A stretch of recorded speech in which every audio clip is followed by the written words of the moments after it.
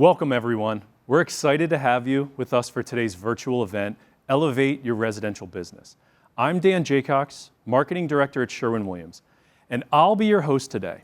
This event is all about helping you grow with practical strategies to attract more customers, differentiate your brand, and master job costing and estimating, which are the building blocks of a stronger, more profitable residential business.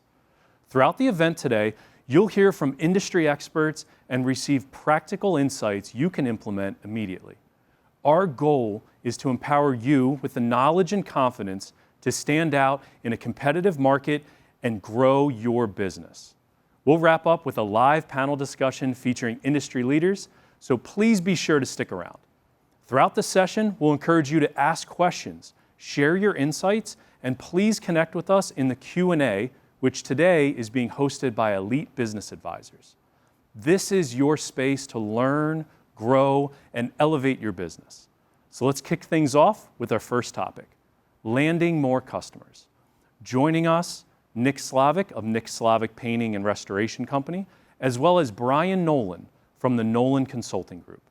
Here to share proven strategies to help you attract and win more business.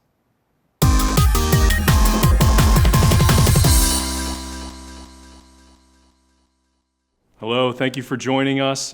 This is our first topic, and what we're going to be talking about today is generating leads, engaging with customers, and understanding a little bit more about the process in which painters can go through to better the outcomes in their businesses each time they walk through a new door to quote a new paint job.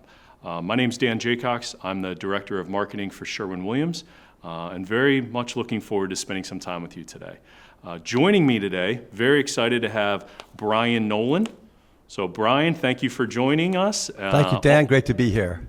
Thank you, Brian. And also very excited to have Nick Slavik joining us as well today. So thanks for being here, Nick. No, I appreciate the opportunity, as always. Well, I wanted to turn it over to you guys first. And Brian, if you could give us a little bit about you, your company, and your experiences in the painting industry. Sure. Thanks, Dan. So I started Nolan Consulting Group in 2004, so just finishing 21 years. I joined my brother Kevin Nolan, the owner of Nolan Painting, recently retired owner, still owns. So I was a corporate guy for 17 years and was lucky enough to get a small buyout and decide I didn't want to work again for the corporate world. And so Kevin and I teamed up, and the first couple of years, I was kind of Kevin's bat boy, following Kevin around as he was speaking for then the PDCA. In short order, we realized that there was an opportunity to help contractors, where we say get out of the hourglass, and so we started Nolan, and now we have about 130 contractors. I have a dozen coaches across the country, still involved in Nolan Painting, and certainly using Nolan Painting as a model in many ways, and have helped us to build systems and then share those systems. So I look forward to sharing some of that wisdom, I hope, during this time together. Yeah, us too, Brian. We really appreciate that, and we know your years of experiences and years of coaching is exactly what we're hoping to pull through for our audience today. So thanks again. Nick, a little bit about you. Thanks for joining us. Of course, yeah. So 33 years in the industry. The old man got me started when I was real young. We're coming up on the 18th anniversary of the Nick Slavik Painting and Restoration Company, and we just passed the 9th anniversary of Ask a Painter, which started off as a social media show, but now developed into content creation, events, education across the country. And I am the current board chair of the PCA, what used to be the PDCA, what morphed into this now. So an organization, 140-year-old nonprofit that we all know and love. Sherwin partners with. I know Nolan, you guys do as well. And just good to see familiar faces, and good to share some education today. Yeah. Well, thank you, Nick, and we're definitely looking forward to hearing your words of wisdom as well. So as we go through it today, I think what we're hoping to accomplish is really walking through the process that our customers go through each day. So we're going to talk about getting those leads. We're going to talk about bidding the jobs And then we're also going to talk about how do you follow up? How do you stay engaged with those customers to generate more jobs and more revenue for those growing paint businesses? So let's jump in. I think the first one I'd really like to talk about is it's a big network opportunity that we have with the painters that are out there, right? And really understanding where it can come from, how you can connect with the different painters that can ultimately help add more to your business. So my question first for you all is, what's your approach to building relationships? Is it through community involvement? Are there similar industry connections and partners that you work with? How do you like to coach, and how do you like to engage your customers in building different relationships? Well, so I'll start that one, Dan, if that's okay. I'll tell you the most important thing for a residential painting contractor is what we call book of business development. And this is maintaining relationships with your customers. Past customers make up a third to half of business each year. And I want like an intentional process, not just when the phone's not ringing, we start calling them. But a book of business development says that within 1 week after a job is done, we're sending a thank you note and then calling them. Within 3 months, we're giving them a call back to make sure that they were happy. Within 6 months and 1 year, phone calls. And then 2 years when the warranty's over. I know that sounds risky, but we find it always adds more work. So this staying in contact is so critical to building what we call a flywheel. I mean, I watched my brother's business turn into a $16 million residential business by turning the flywheel in the main line of Philadelphia.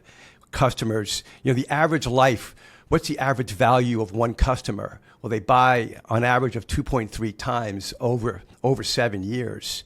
So if the average job size is $6,000, what's the value of a customer? So I think that's sort of the primary way that I would start.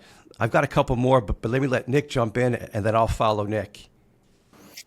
Yeah, I mean, deep wisdom, Brian. You've been doing this a long time. That is the best advice ever.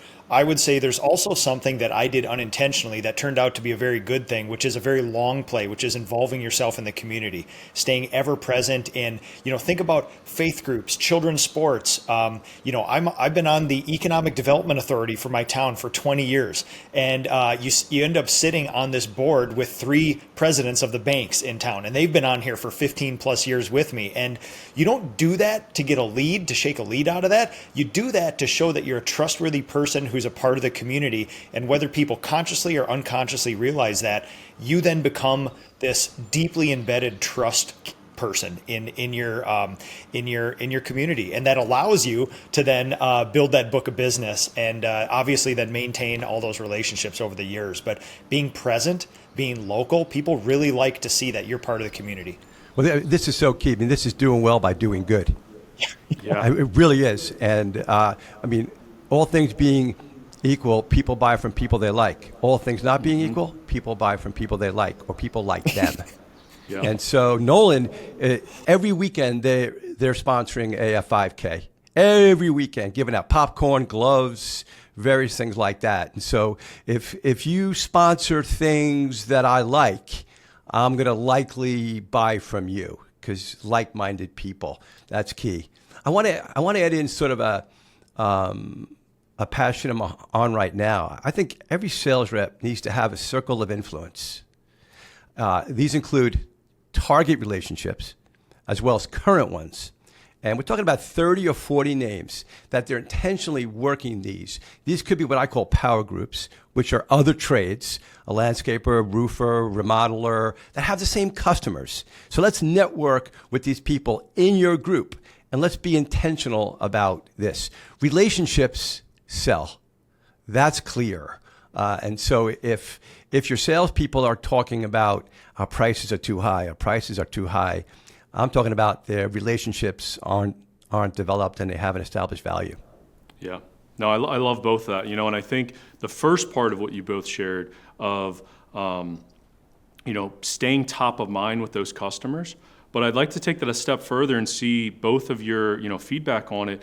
It's not just that customer that you're trying to get. I think when you're staying top of mind, when you're showing up, you're hopefully being included in conversations that customer is having with others, maybe in their neighborhood, maybe in their circles, right? We talk about this trust and relationships, and friends share information with friends and build that trust in there as well. So do you see that when you building relationships, when you're showing up in these spaces, you're impacting that one, but then what's that power of the voice? What's the power of that one influencing others in your businesses? Do you see that coming through? Or, hey, you painted for my brother, you painted for the family down the street. Does that come back to you often? Well, I mean, I always tell my clients, you need to dominate the neighborhood. I need the parents at the bus stop talking about who's painting your house. I need them to see that sign. And then I need even crew leaders to act, I call it the sixth man in sales, to be sure that they're asking the client, the customer, if there's any neighborhoods or friends that they know that could use some work done, particularly after receiving a compliment. That's when you want to ask that. So residential business has an opportunity to dominate neighborhoods, no question about it. You should make a goal of getting at least one other job in every neighborhood you're in, at least. And don't be afraid to door knock and telling them that that's your next door. And doorknob hangers. Nick, you must do some of that. Oh yeah, for sure. We actually have a street team with 7 or 8 people on it out there right now on electric scooters and all this other stuff. I mean, it is a small army of humans right now that are actively out there making things happen in our top 5 cities, trying to dominate neighborhoods. Yeah, I love that that's where we started in talking about the relationships and building it, and getting those leads and bids. Because I think in my second question, a lot of people jump right to, what are you doing with social media? And how do you leverage social media? So I love where we started, but now I know I get it every time I travel and talk with customers. How should I be using social media, and what are your guys' recommendations for that? Nick, you start this one. You're probably the social media guru here. Well, by guru, it would mean massive attack on all fronts. That's about it. So there is a conversation of quantity versus quality. I would argue that I have taken the strategy of quantity over the years. Some of it ended up being quality, but I think something that I started almost 10 years ago on social media was I got advice early on in the influencing days where it's like, just be genuine and just post a lot. People give you a lot of grace, and figure it out as long as you go. And don't let perfection stand in the way of just really good, genuine, present, local, immediate content. And that strategy has worked out amazingly well. So social media to me is one component of 13 of my marketing. And I kind of break everything down into, like, on the decision tree of marketing, there is like effort-based marketing, which we've been talking about. There is money-based marketing. And then there's a hybrid of money and effort. And then within marketing, there is expensive marketing that is scalable. Think about Google AdWords. And there's inexpensive marketing that is non-scalable. Think my local newspaper that goes out to 15,000 households. So within that, I like to categorize all these things. Social media to me is the best of both worlds, which is it can be 100% effort-based. You can just organically post 5 times a day and create an amazing reach. Or you can mortgage your house and put all your money into meta ads. Or you can do something in between. So it gives you a lot of flexibility in there. And I believe what was 10 years ago, this novel thing like, hey, a painter has a website. Wow. Or the painter has an Instagram page. Oh my God, mind blowing. Nowadays, it's the entrance fee to being a true professional company. We're talking Facebook page, Instagram, a Google listing, and a website. That is like, you should be doing no other marketing unless you have those, operate them, and are active on them. Yeah, Nick, I want to add something to that, because you said it in a number of different ways, but I think it's really important for the people listening today. When you say to them, do you have social media? Are you on Facebook? Are you using Instagram? Yeah, I have an account. But then the next question should be, how often are you posting, right? How often are you sharing content? Because we talk about it. It is probably worse to have an account in these social media platforms and not have any active posting on it. It starts giving a negative perception that maybe you're out of business. Maybe you're not getting the jobs that, frequency, and maybe you're not that great of a painter or business because you look dormant on those accounts too. So you've seen it of just having it, but if you're not using it, you could be giving off that other feeling to those customers that are searching you out or looking for you. What do you think on that, Brian? Yeah, we want it to complement the community marketing that Nick pointed out.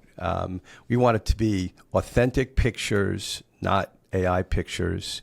Our people at the races we sponsor, people will see us, recognize us.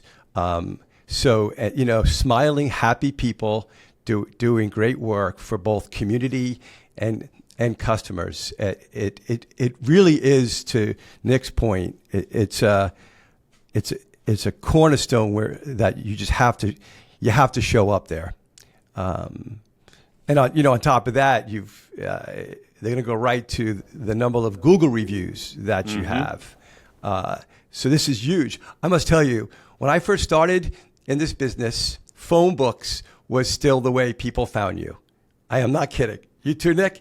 Newspaper and phone books. That was it. There was no social media when I started. It was crazy. Now, everybody was spending thousands of dollars in Yellow. How big is your Yellow Page ad? A half a page ad. Gotcha. Now everybody Googles to find you. Everybody. And when they're Googling, what else are they finding? What videos are they finding? What socials?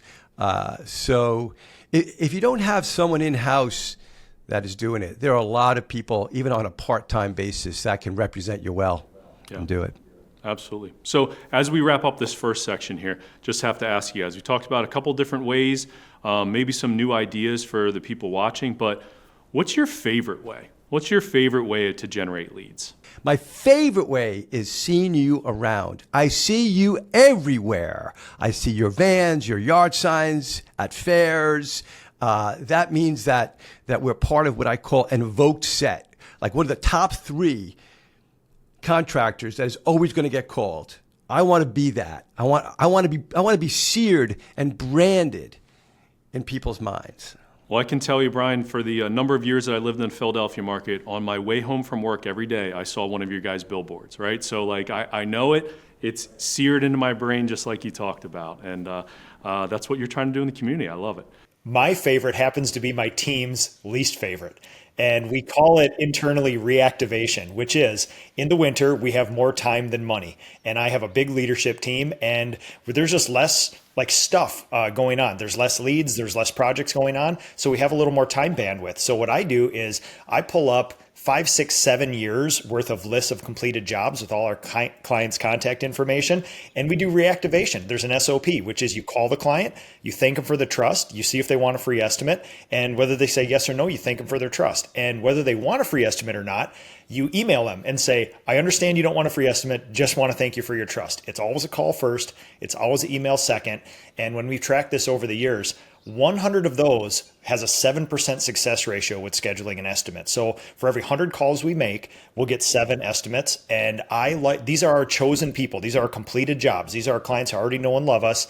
And I ask my team to make 10 calls a day a piece, and we have 5 people doing it. So we generate quite a bit of our work in the winter from that. So we talk about filling that funnel. So we've started that process of how do you generate those leads? How do you find those opportunities for business?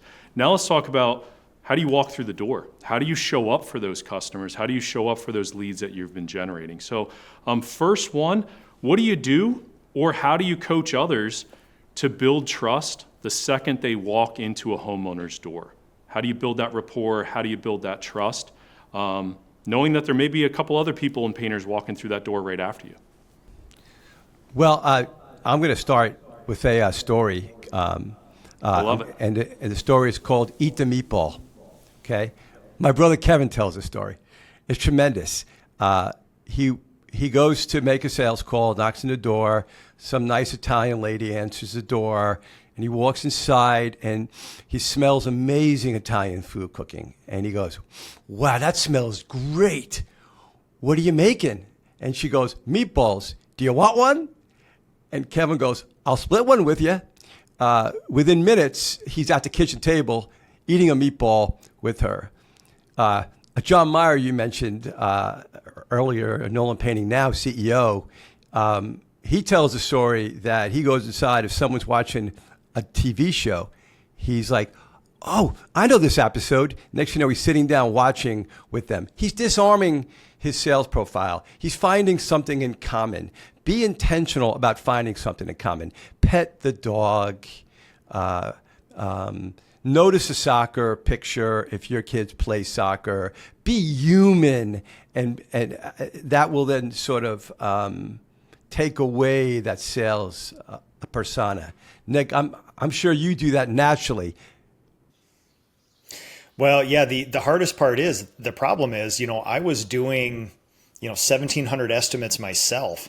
Oh my! After a while, growing the company, going way too hard with all this stuff. The hardest thing was trying to write an SOP for what you do naturally, and you don't realize with all those repetitions and all that knowledge, sometimes you overlook all the things that make you special, all the Sandler things that you do without really knowing that they're Sandler things, and then trying to teach that to other humans is pretty tough.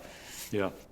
Yeah, no, I love that. And a painter I worked with for a number of years would say, like, before you start looking at the walls, what's on the tables, what's hanging on the walls, right? So trying to disarm that whole thing too that you really talked about, Brian, of what's in their home, what's around you, where's that connection point that you can find to begin that relationship, begin that trust. So love that seems to be a really benchmark in both of your businesses as well.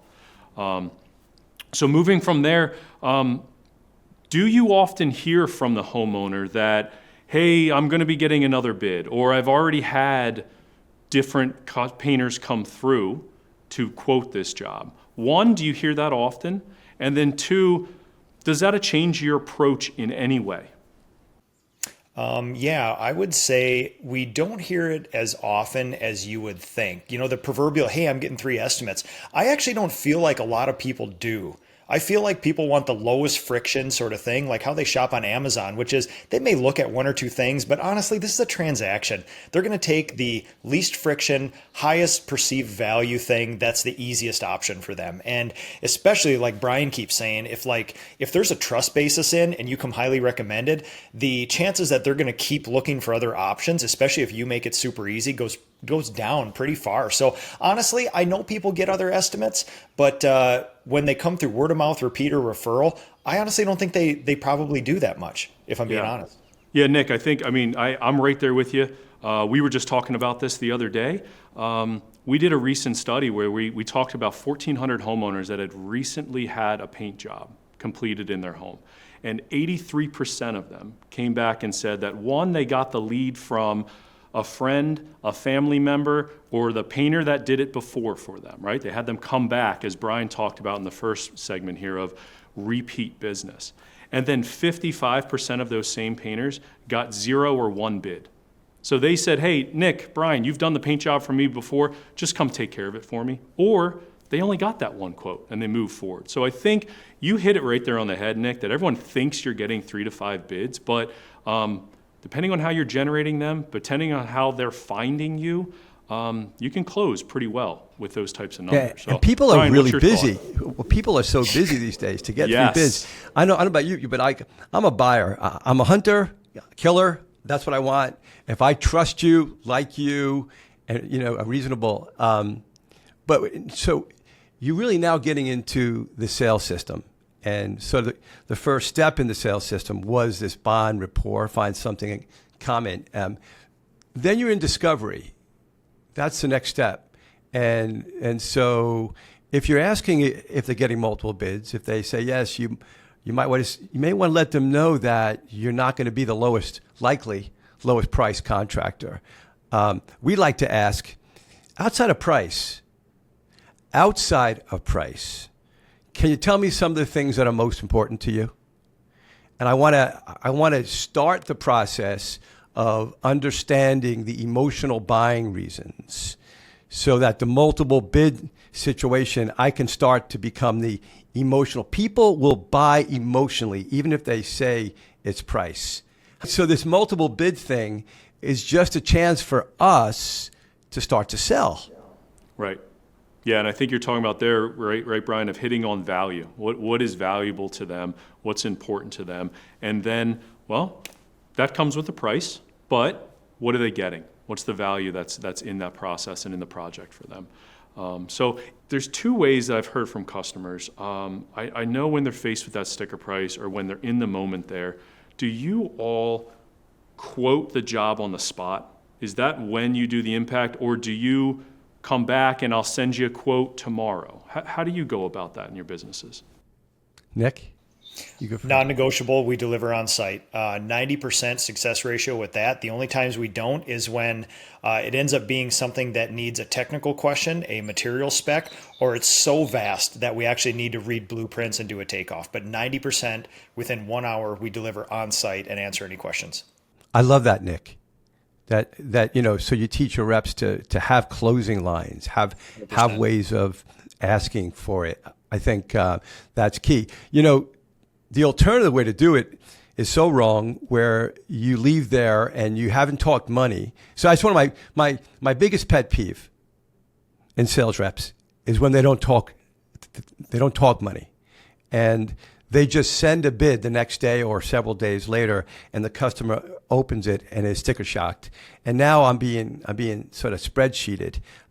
So if you're establishing pain, you're building value, you've got to then talk money so you can be there to defend your price. Mm-hmm. So that is so key. And with estimating systems like Paint Scout, where you can produce a bid on the spot, unless it's a $70,000 job, Nick, right? That you want to have a second look at, in which case you may want to come back out again and present the proposal in person. I think that's huge.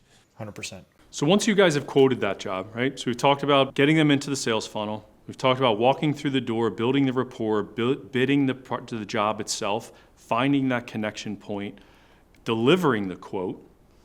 They don't always say yes, right? On the spot, they don't always give you that commitment. So you've done everything you think you could. How do you then follow up? How do you go back to getting that yes or re-engaging with that customer while tiptoeing that line of not being too pushy? What's your tricks there? Well, not being pushy makes for skinny sales reps. That's not what you're. So my second pet peeve with sales reps is not getting a next step agreement. Yeah. Every conversation with a prospect, you should get one of three things: a yes, a no, or a next appointment. What is your thought there, Nick? Yeah, two thoughts here. And eventually, if companies professionalize and are around long enough, you magically come up with very similar processes. So again, in finding the priority and pain points early on and showing the client in words and in voice how you're going to solve it, and then walking out of there with one of those three options is the big thing. And the biggest perspective that I like to share is I think only 10 to 20% of all of the estimates we do every week close during the same week. So sometimes there's this perception that if you're not closing on the spot, if you don't get in a direct answer, you're doing something wrong. I would say you need to slow down with that. If somebody comes to my house and gives me an estimate for $17,000 and I have 30 minutes with you to answer a few questions and look at the price and say yes or no, and I haven't even talked to my significant other, that I'm not a rational consumer. I would not expect that out of people. So just knowing that only 10 to 20% close the same week, and about 50 to 60% of all the jobs we close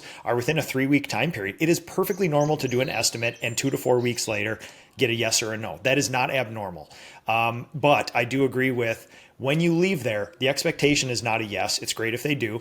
I would really like it to not be a no. But what we do intentionally is, when are you going to make a decision on this project? Mm-hmm. Well, I'm waiting on 2 more estimates. Right. It's like, okay, do you think they'll be there by Friday? It's like, well, they're both scheduled for Thursday. And then my brain lights up because we deliver on the spot. And it's like, great, I'm going to call Friday at noon. Does that work for you? Yes. And they still won't have those estimates yet from those other contractors. And I'll say, well, you've had mine for 3 days.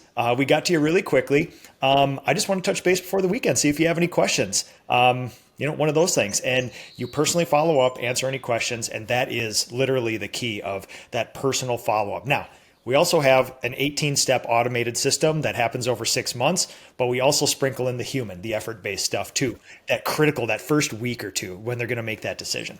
And we'll talk about close rate and win rate, and they're different. Close rate is getting a yes or no, and that should be 85% to 90. Win rate, now we're talking between 40 and 50. But I find a lot of no's are actually no answers. Nick, do you find that ever in people you talk to? It drives me bonkers because it depreciates a salesperson's confidence. Yep. I must have been too high. My price was too high. They never called me back. So you start inferring a lot of things that aren't true. Yes. So you must, like my reps, part of the deal is you get an answer. That's part of the deal. It's not about bothering people. So you set that early. That's just so key. All right, so as we wrap up today, Brian and Nick, thank you so much for your time. In our chat today, we've talked about the process of filling the sales funnel, walking through the door, showing up for those customers to bid the job. How do you work through to close that job and build the rapport and trust with that customer? And then ultimately, how do you track it for continued success?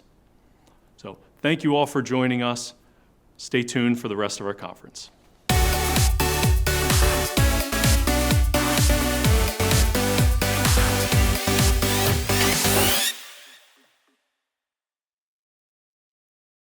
Sometimes invoices get a little backed up.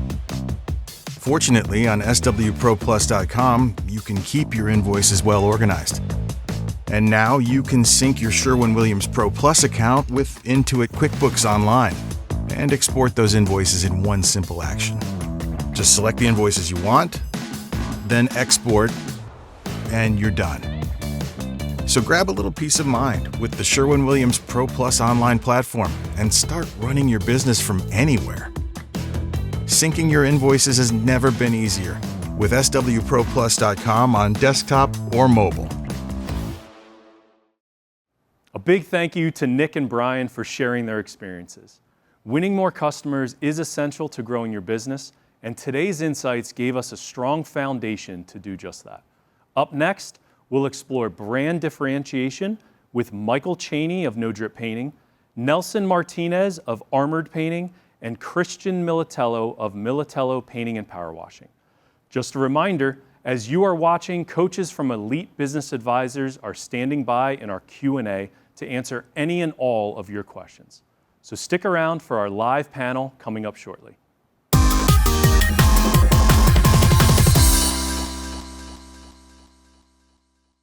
Standing out in the painting industry takes more than just great brushwork. It takes a clear brand. In this conversation, I'm exploring how top painting professionals differentiate their business to win more jobs and grow their reputation.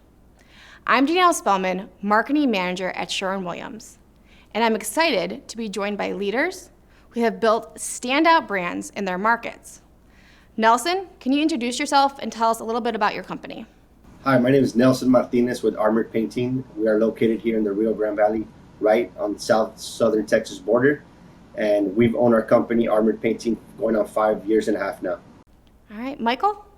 Yes, my name is Michal Cheney. I'm the owner of No Drip Painting, and we are primarily a residential painting company. And really what we're doing is having an impact, and we are using the paintbrush to do that. Nice. And Christian? Hey guys, Christian Militello, right outside of Philadelphia. Been doing this for 24 years, residential and commercial. Perfect. All right, so we're just going to dive into our first question here. I love to get everyone's perspective on this one, but Michael, I'm going to start with you. What makes your painting business stand out in your area, and how would you describe your brand? Yeah, I think the way it stands out now is from lots of hard-learned lessons. And really, you know, what I've tried to do over the years is really lean into what my values are. And there were times when I did not always do that. I got misguided and brought the wrong people on my team. But what I'll say is that what truly makes us stand out is who we are, what we do for people, for our customers, for our team. And all that stems from understanding what's important to us and following through with our values. And you know, that's how we stand out in the Columbus area. All right. Nelson? So I think one thing that sets us apart is our communication with our customer and the education that we bring to the customer. I think going into an estimate or a project with confidence and explaining exactly what we're going to do sets us apart from the competition. And Christian? Yeah, of course. So for us, it's morphed over the years. When I was a younger painter, I was just your normal fly-by-night, didn't answer the phone, any of that kind of stuff. But now we just do what's easy, really. It's just pick up the phone, answer an email. If you make a mistake, tell somebody about it and give them a solution. So really just treat people how they want to be treated. It's that simple. Your business blends old school craftsmanship with modern customer care. Yes, I did look at your website and all your social media. How do you communicate that unique value to potential customers? And how do you show them that you're worth the price? Really, it's referrals. So word of mouth is their number one lead source. And usually that story is just how we treat people. And really, you know, we have some salespeople that we have to train, right? They're not a part of your brand. They haven't been here for the last 24 years. So not only treating the clients how they want to be treated, but also treating your employees how they want to be treated. So it starts there for us. And then they're able to tell a story of where they work. And it's not, I call them salespeople, but it's not necessarily a sale. It's just being real with people. And that's primarily it. You know, being real with people, having real conversations, having awkward conversations, which usually revolve around money. You know, yeah, that's it. That's it. Yeah, I mean, I think the big thing is just doing what you say, right? I mean, we're in an industry that hasn't always been looked upon like maybe some of the other trades, right? You know, we've kind of, I think in some ways, we are fighting our way to the top. And I think when you do that, you have to have a lot of integrity that you stand on. And so for us, it's just following through with what we've promised, right? And if we make a mistake, which we do from time to time, we are human, then we take accountability. And I think that's what it's about. And, you know, what I've learned over the years is that even if you have a mistake, you goof up, you take accountability for it, you can sometimes still get that 5-star review just because of how you handled a rather difficult situation.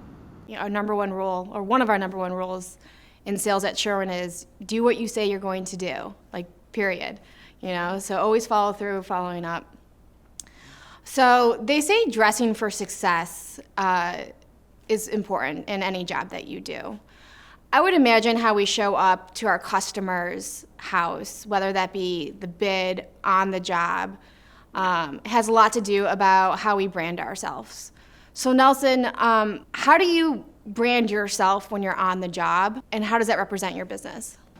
So I think the branding part begins even with the first initial contact with the customer, the phone call, setting up the estimate on the schedule, that initial piece of customer service, and then arriving at the job site with the uniform backing up the initial conversation with the customer. Always having a professional and clean uniform. There's also, you know, some stats behind where if you wear a little bit of cologne, for the ladies some perfume, you know, there's a psychological effect where you make somebody feel good. But standing out with your brand, having your presentable logo goes a long way. I've mentioned to other colleagues in the contractor field that even if you're out in the field working yourself, you're holding the paintbrush still, have a clean shirt with the hanger in the back of your truck or your van, and that way you're always looking professional and ready, you know, for the occasion. Christian and Michael, do you have anything different that you do? I am a little different, you know. I got caught in between picking kids up and having to go to a client's house for an issue to set up one of our painters, and I was in flip-flops. And I told the client, I'll come over right now, but just so you know, don't judge me. I'm in flip-flops. I'm going to go pick my kids up from camp. And they're like, nope, more than welcome to come over. So for us, it's like, yes, we will. It depends on your position, right? If you're a salesperson, look clean, have our logo. If you're a painter, obviously you're going to have some paint on you. Project managers may have some paint on them, may have some khaki pants on. But again, for us, our brand is just about being real. And I know that's what the question was more about. How do you attire and things like that? And our brand is very similar to a Major League Baseball logo, and I played college baseball. I coach Little League. I'm in the community. So people know that when I show up to my house, I look like a baseball player, which is why I wear the baseball hat and all that kind of stuff. And it just goes back to the main value for us, which is just treat people how they want to be treated, you know. I'll chime in, Danielle. I love this question because, you know, I will see people on social media talking about their quality, and then they'll show a video of them painting barefooted. And this is, you know, these are professional painting companies. And if that's your jam, do it, right? But at Notre Painting, I mean, we want to be the cream of the crop. We're shooting for the top. And I think that comes with a certain level of responsibility in your appearance. I also think that we tell this to our painters, like, when you look good, you feel good. So we spend a lot of money on gear. You know, we want the cool hats. I mean, to reference Christian's sports analogy, I mean, I want my painters showing up like a basketball team, right? The bags, the hats, the shoes. And I just think that when you feel good, when you're in clean clothes, I think you perform better.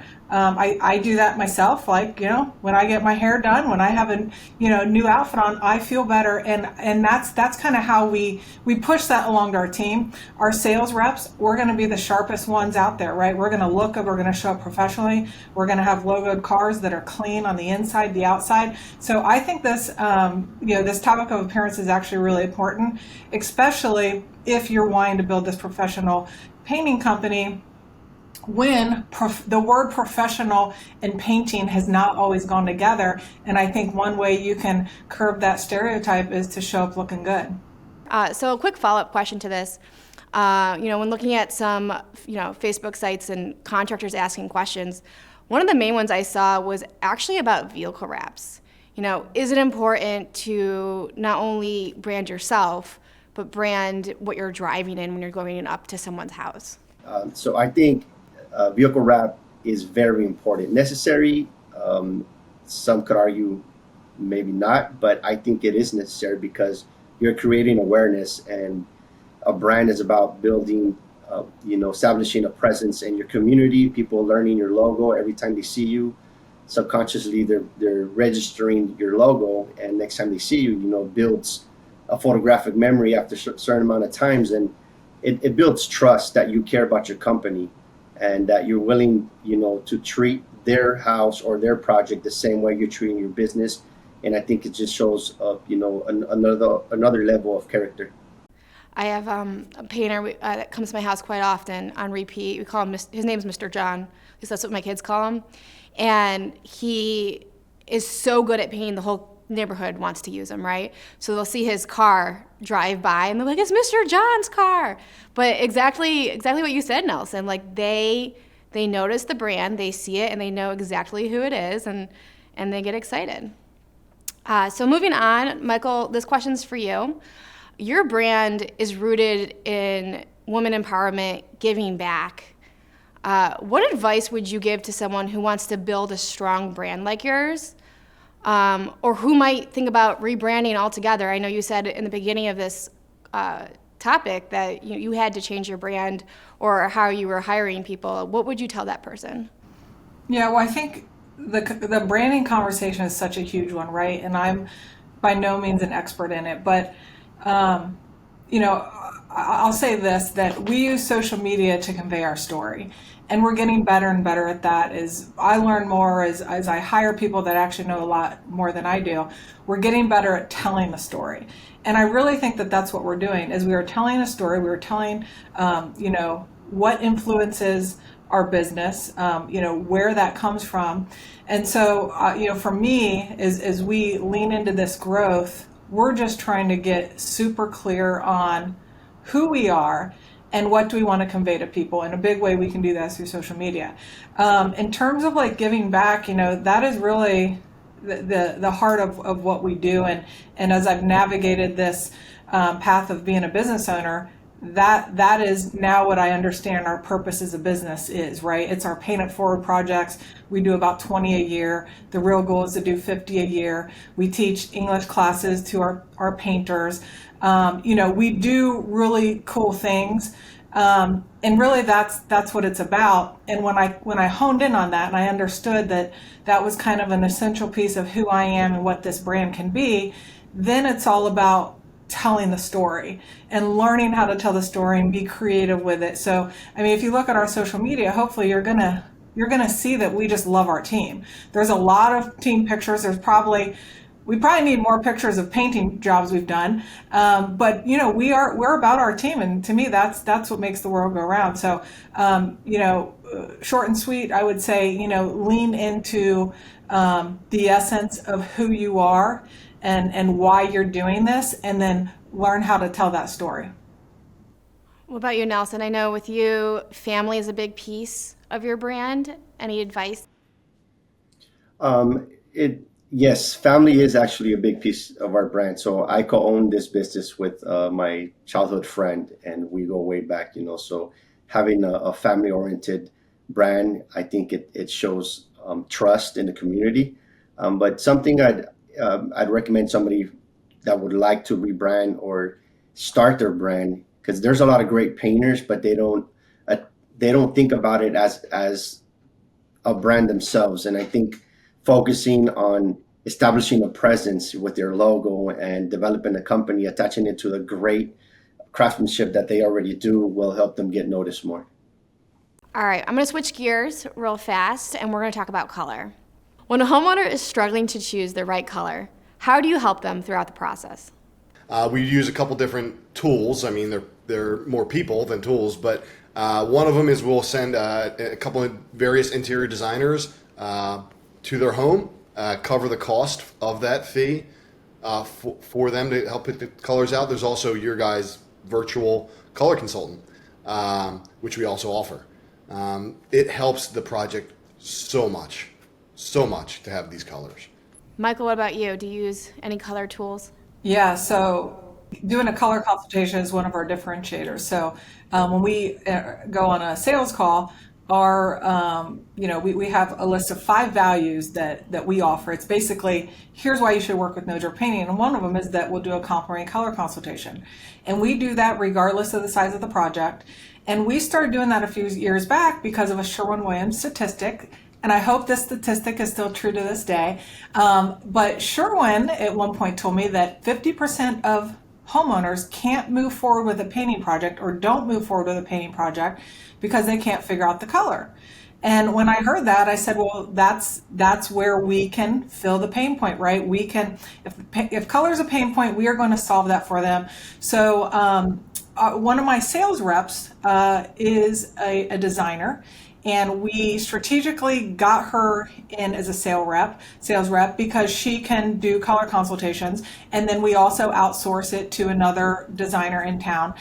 We do a ton of color consultations. And here's one thing that we've experienced this year.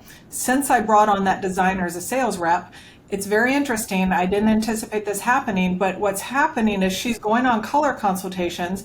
And because she's got this keen eye for design, she's upselling these jobs, sometimes by thousands of dollars, because she's in the space and she's making suggestions. They love it. They love her vision. And then she's selling the idea. So it's kind of actually created a whole new strategic avenue for us. But the short story is that, for us, it's a must to do color consultations. And then some of the other tools that we use all the time is the Color Eye from Sherwin-Williams.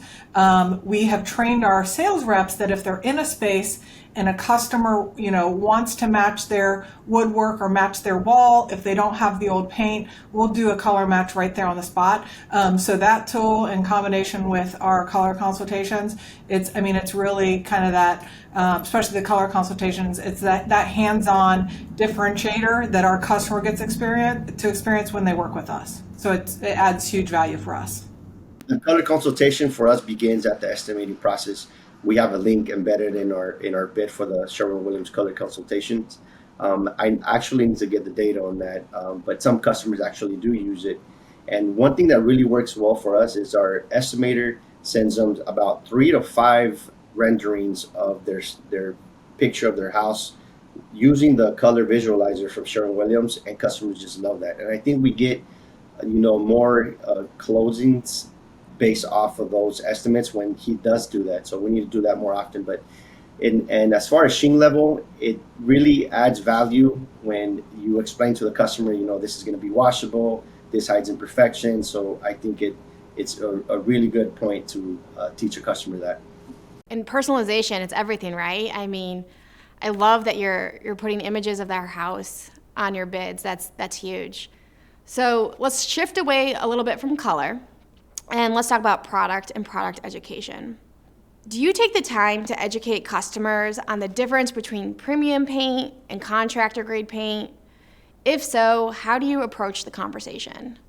Well, I'm big on product knowledge. I love, the data pages. I love knowing how thick the paint's laid down, how thick they dry. And in my case, educating the customer on thickness of paints, versus duration versus A100 and how they're going to get that protective coating on their house and it's going to last them a long time.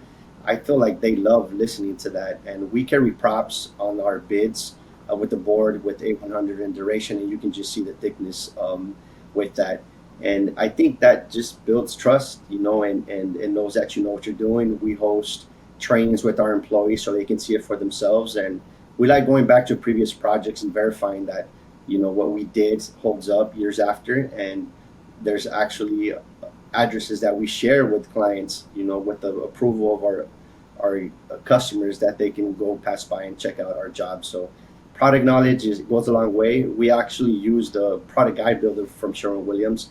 It goes out with every estimate that we send out, and we do a good, better, best, and we actually start with the duration and kind of offer the upgrade as like, hey, you could get, an extended warranty with the Emerald Rain Refresh. And believe it or not, a lot of the times they're going with the Emerald Rain Refresh because some people just want the best. I love it.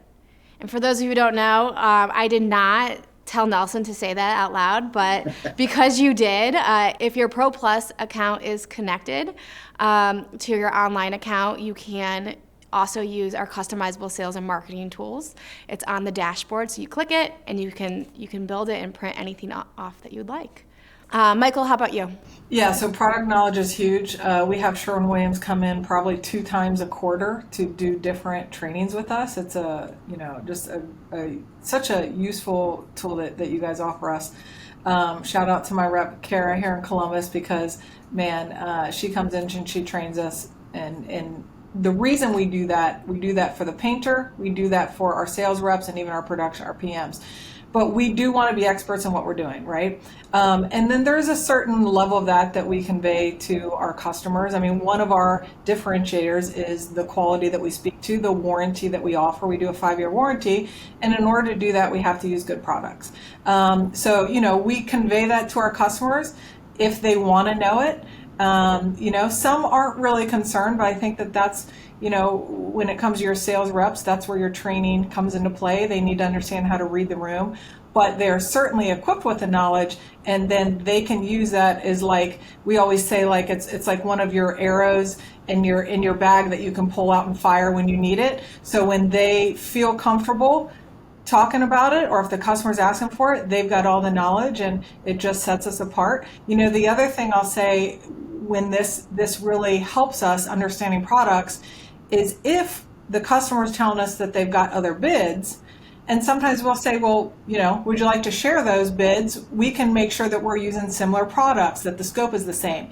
And lo and behold, it is not, it is, I will say it's more common than not to compare bids and the products. There's a huge differentiator with quality. And when we can come back to the customer and say, hey, one reason our quote is priced higher is because we're using these products over here, and the competition is using a lesser grade. So in instances like that, our product knowledge certainly comes into play.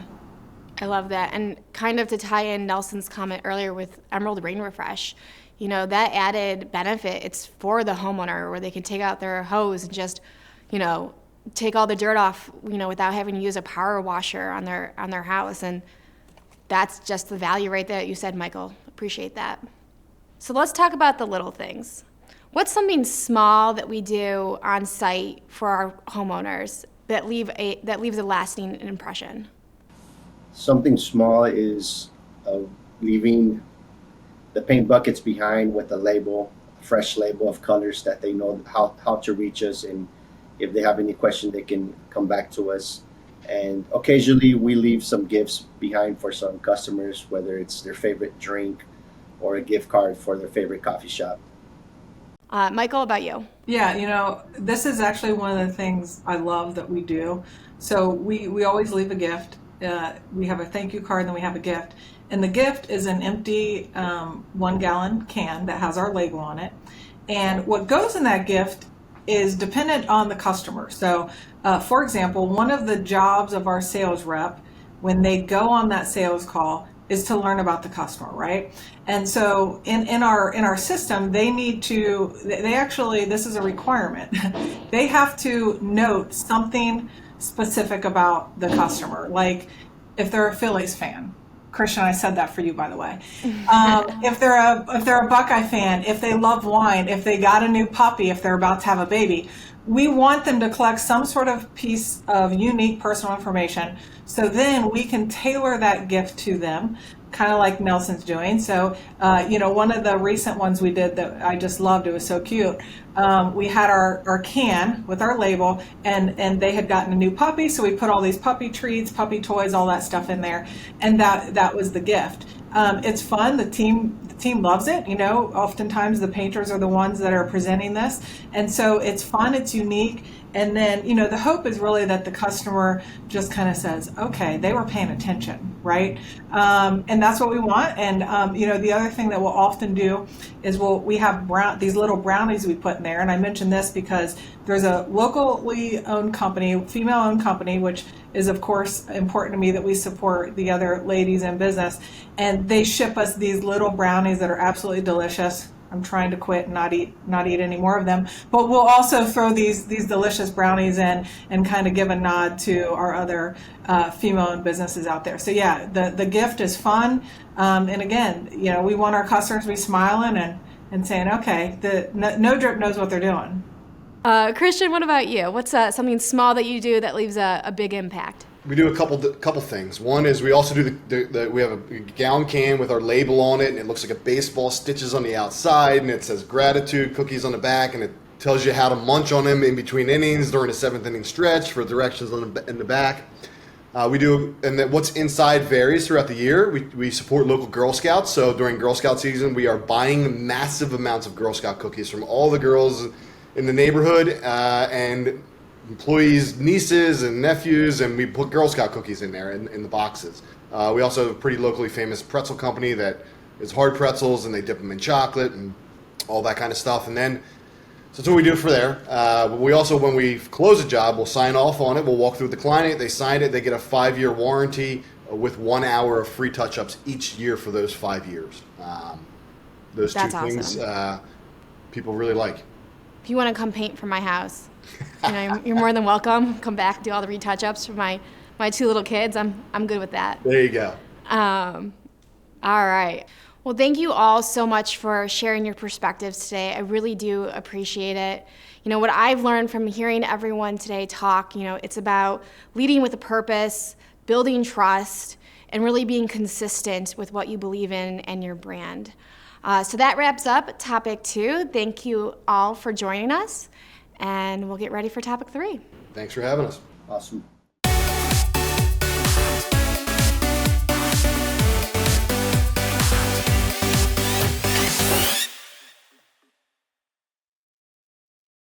Choosing paint colors can be tricky for your homeowners, but that's not going to slow your roller. You're a paint pro. Pro Color Tools by Sherwin-Williams is a set of solutions that helps you help them select colors confidently, match colors instantly, mix colors accurately, and love their colors completely. Your partner in everything paint is also your partner in everything color. Pro Color Tools by Sherwin-Williams. Thanks to Michael, Nelson, and Christian for showing us how brand differentiation can set your business apart and drive lasting success. Now we turn our attention to estimating and job costing, the foundation of every successful project. Joining us are Chris Moore of Elite Business Advisors, Luis Rodriguez of Lifetime Custom Painting, as well as Eric Barstow of Painting Business Pro. They'll show you how knowing your numbers leads to better decisions and bigger profits on your jobs. We've been getting some great questions from all of you in our Q&A. Please keep them coming. The coaches from Elite Business Advisors are standing by. Stick around for our live panel discussion coming up next.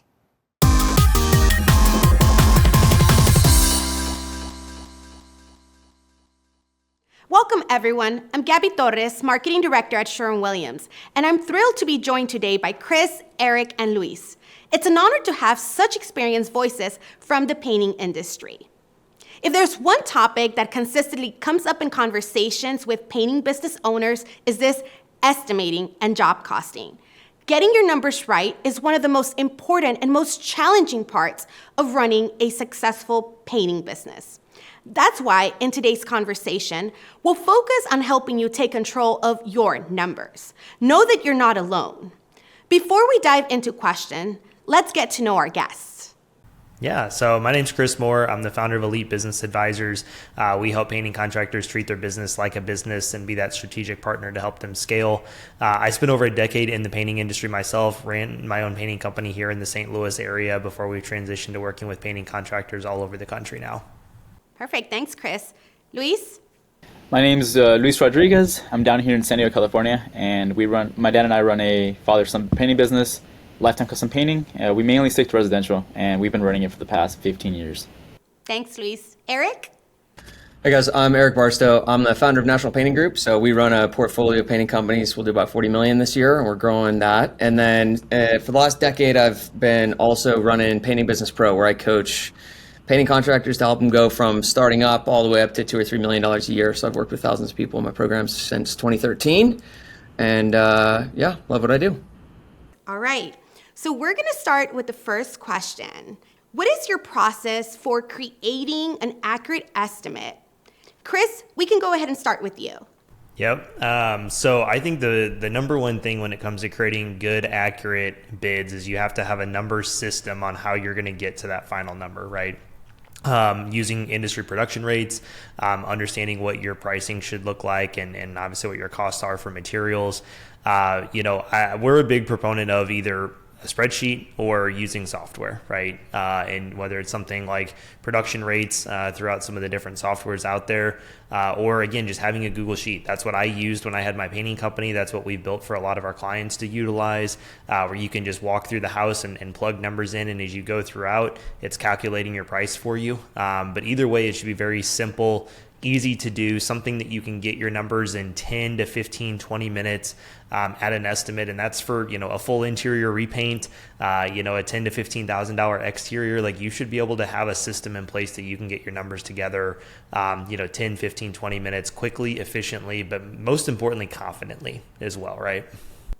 I love that. Thank you so much, Chris. Luis, do you use a specific software to create your estimates?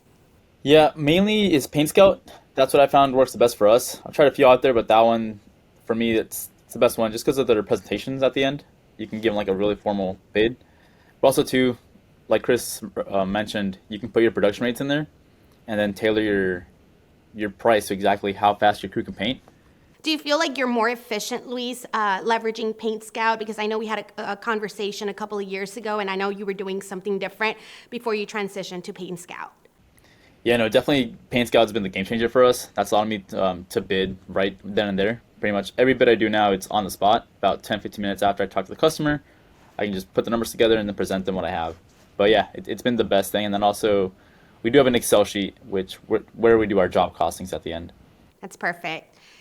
Additional thoughts there, Eric? Is there anything, a different process that you use for creating your bids? No, I think there's a couple things I'll just add. So I think what Chris said is like spot on. Fundamentally, I think there's two goals to getting your estimating right in your business. The first goal is to implement a measurement-based system. So like Chris was saying, you go in and you can just measure everything, and then the equations come up with the price. The equations measure the material you need, the equations measure the hours, and the labor rate dictates the job size. So goal number one of building your estimating is just putting an estimating-based system in place. At our portfolio, we use Paint Scout, and then with all my coaching clients, we either use, recommend Paint Scout, or we've got like a very robust spreadsheet that does the same thing.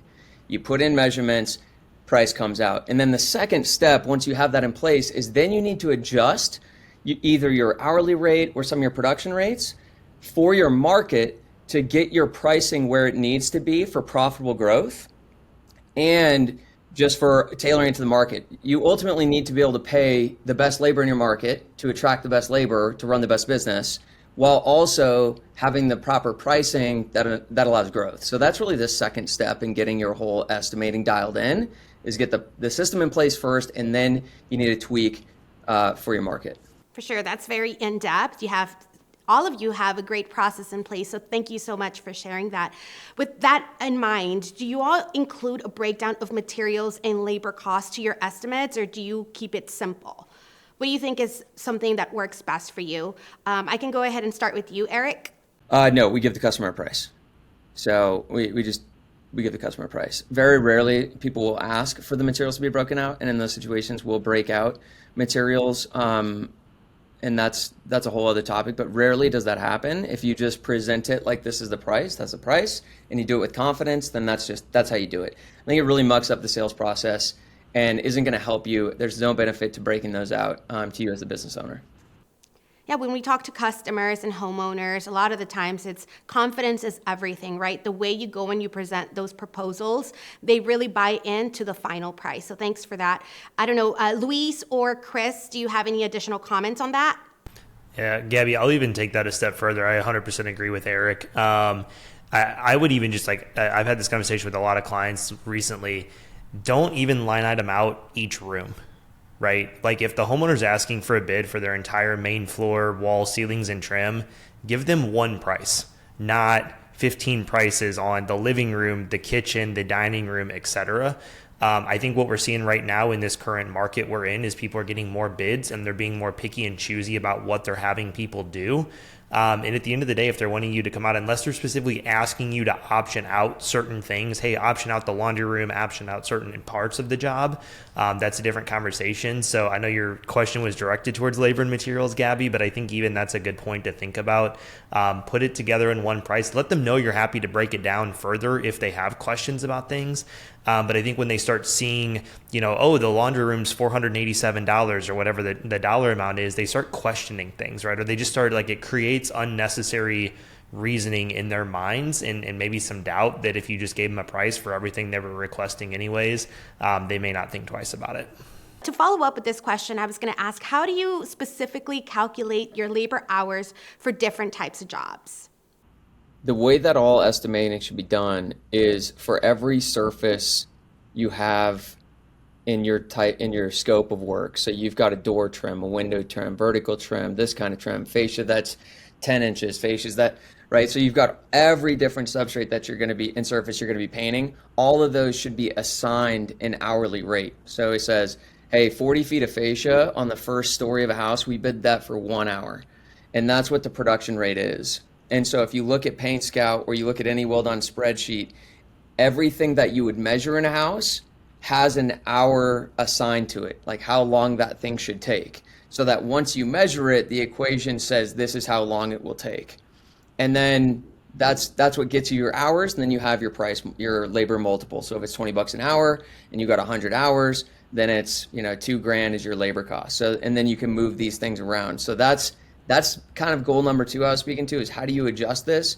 Is there's a number of ways, and I've got a whole process around how we tweak it for a market, but you can go in and start to change, like, hey, we're underbidding second story fascia. We need to give that a little more time, and you can tweak that, whether it's in Paint Scout or in your spreadsheets. And so really, estimating becomes this kind of never-ending, fine-tuning game. And as someone who's been doing this forever, for 20 years in this, we're still fine-tuning things in estimating and pricing. Where we've gotten to a point where it's almost perfect, but it's never perfect, so there's always going to be those things to change. But that's fundamentally how production rates and estimating hours is going to work. It's all measurement based. Perfect. Chris, this question is for you. How do you ensure you're covering overhead and still making profit? Ooh, I like this. I think kind of like what Eric said, right? Number one, you need to have an understanding of what is your overhead. What is your overhead cost, right? And we were just in Pittsburgh doing a presentation there, and we were talking through how are we creating this number? A great rule of thumb is on the low end to, figure out what your average hourly labor cost is across all of your employees, all the different wages you may pay, after taxes, after insurance, everything on it, right? What does that hourly labor cost look like? And then typically from there, you're going to put a multiple with it, right? The minimum typically you go with if you have low overhead is, 2 times that number. A lot of times 2.5 to 3 times for growing businesses, professionalized companies, is an easy kind of just rule of thumb, right? But I think there's always the double check you need to work through on that to make sure it does cover your overhead and pricing for growth and profit, as Eric mentioned earlier. Is to quickly kind of do some math on that and say, hey, if we have 10 painters and every painter works 160 hours a month, 40 hours a week, 4 weeks a month, at this rate that we're looking to bill, if we work a full schedule, does that cover our overhead, right? Does that cover the owner's compensation, the tax savings, the overhead, the leadership salaries, whatever your business looks like? So I think step one is being aware and understanding what is my true overhead cost to operate my business, pay myself, put money aside for taxes, and also make a profit every month. And then how do we get a rate that covers that in what we're looking to go bid? And I think if you can understand that, and again, as Eric mentioned, it's a constant tweaking game, right? If we bring on more overhead, maybe we need to charge a little bit more, et cetera. So it's never just going to be dialed in forever, but that's kind of an easy rule of thumb to start with. But then it's always the analysis to make sure that actually covers what you need to be doing. What would you say would be a really good rule of thumb, Chris, if somebody, that's starting a business hasn't really thought too much about overhead, and if they want to start including that, what is a rule of thumb and a list maybe that you could very easily provide for them today? I'll say this. It's every penny you spend in your business that's not tied to labor and materials, right? Or equipment rental, right? Like a cost of goods sold. Some of the common ones is, advertising and marketing, fuel, any company vehicle payments, insurance is a huge one, obviously, meals, anything like that, right? Anything at the office expense, rent and lease for a shop space, utilities that go along with that if you have one of those. So, that's how we look at it. And I think kind of to come back to your question, Gabby, as we look at our job costing sheet at the end of every month, we put on there what the overhead of the business was, right? What all the line items or the total of the line items were for their overhead, the salaries accompanying with it, and what was kind of their bottom line number for the month based on what they produced, right? And so I think, again, that's where that awareness piece comes in to really start to break that down. But yeah, if you're new, it's pretty much every penny you spend in your company that isn't tied to labor and materials for a project. That's perfect. That's great feedback there. So I would say, Luis, I know we talked a little bit about this and we've touched base on it, but how do you typically communicate your pricing with your homeowner? What does that presentation look like to your homeowner? For us, when I give the pricing, during the main estimate portion, I'm always doing discovery questions to find out exactly what they want to get done. So I don't overbid the project or put too much in there that they don't even need. So when it comes down to showing the presentation, I show them exactly what I bid it for that tailors their needs. And that way, when it comes down to make a decision, they know that I'm not including a bunch of stuff that they didn't want or excluding what's important to them. So the price that I give them, they know that it's a fair price for the amount of work that they're requesting. For sure. So they'll find value within that pricing because it was specifically tailored to their needs and their wants. Exactly. Perfect. Thanks, Luis. Eric, do you have anything additional to add there? Well, all the work that you do on your price is done before you show them the price. If you haven't done everything before then most likely you're going to hear that your price is high, because there's always going to be somebody who's pricing low. And if you're running a healthy company, you're going to be pricing higher because most people aren't running a healthy company. Therefore, if you are running a healthy company, you'll be one of the higher prices. And so you're often going to hear your price is low, your price is too high and I got lower prices, unless you've done the work throughout the estimate. So one aspect of it is for sure what Luis just talked about with discovery questions to find out what my customer needs and wants. But then throughout the estimate process, there's a number of different things we can do to anchor our price to give the customer an idea of what the price is going to be before you actually show it to them. When you go meet with a customer, before you ever get to their house, they have some idea of what their project is going to cost. And they might think it's $6,000. But your price is going to be what it's going to be because you base it on measurement. And so if your price is $8,000 and they think it's going to be $6,000 and you don't correct that expectation before you show them the contract, they're going to have sticker shock and you're unlikely to make the sale at that point. And so it's your job through the estimate process to set their expectations properly with how long things take, what takes a lot of time, and really like building the value of the estimate so that by the time it gets to the end of the estimate, which by the way, you should 100% always deliver your quotes on the spot. You'll be way more efficient. You'll save a ton of time. Your sales rates will go up. Like there's just no benefit whatsoever to doing it later. But you deliver that estimate on the spot, you run them through the contract, just confirm it's all what they wanted. Yes, yes, yes, yes, yes.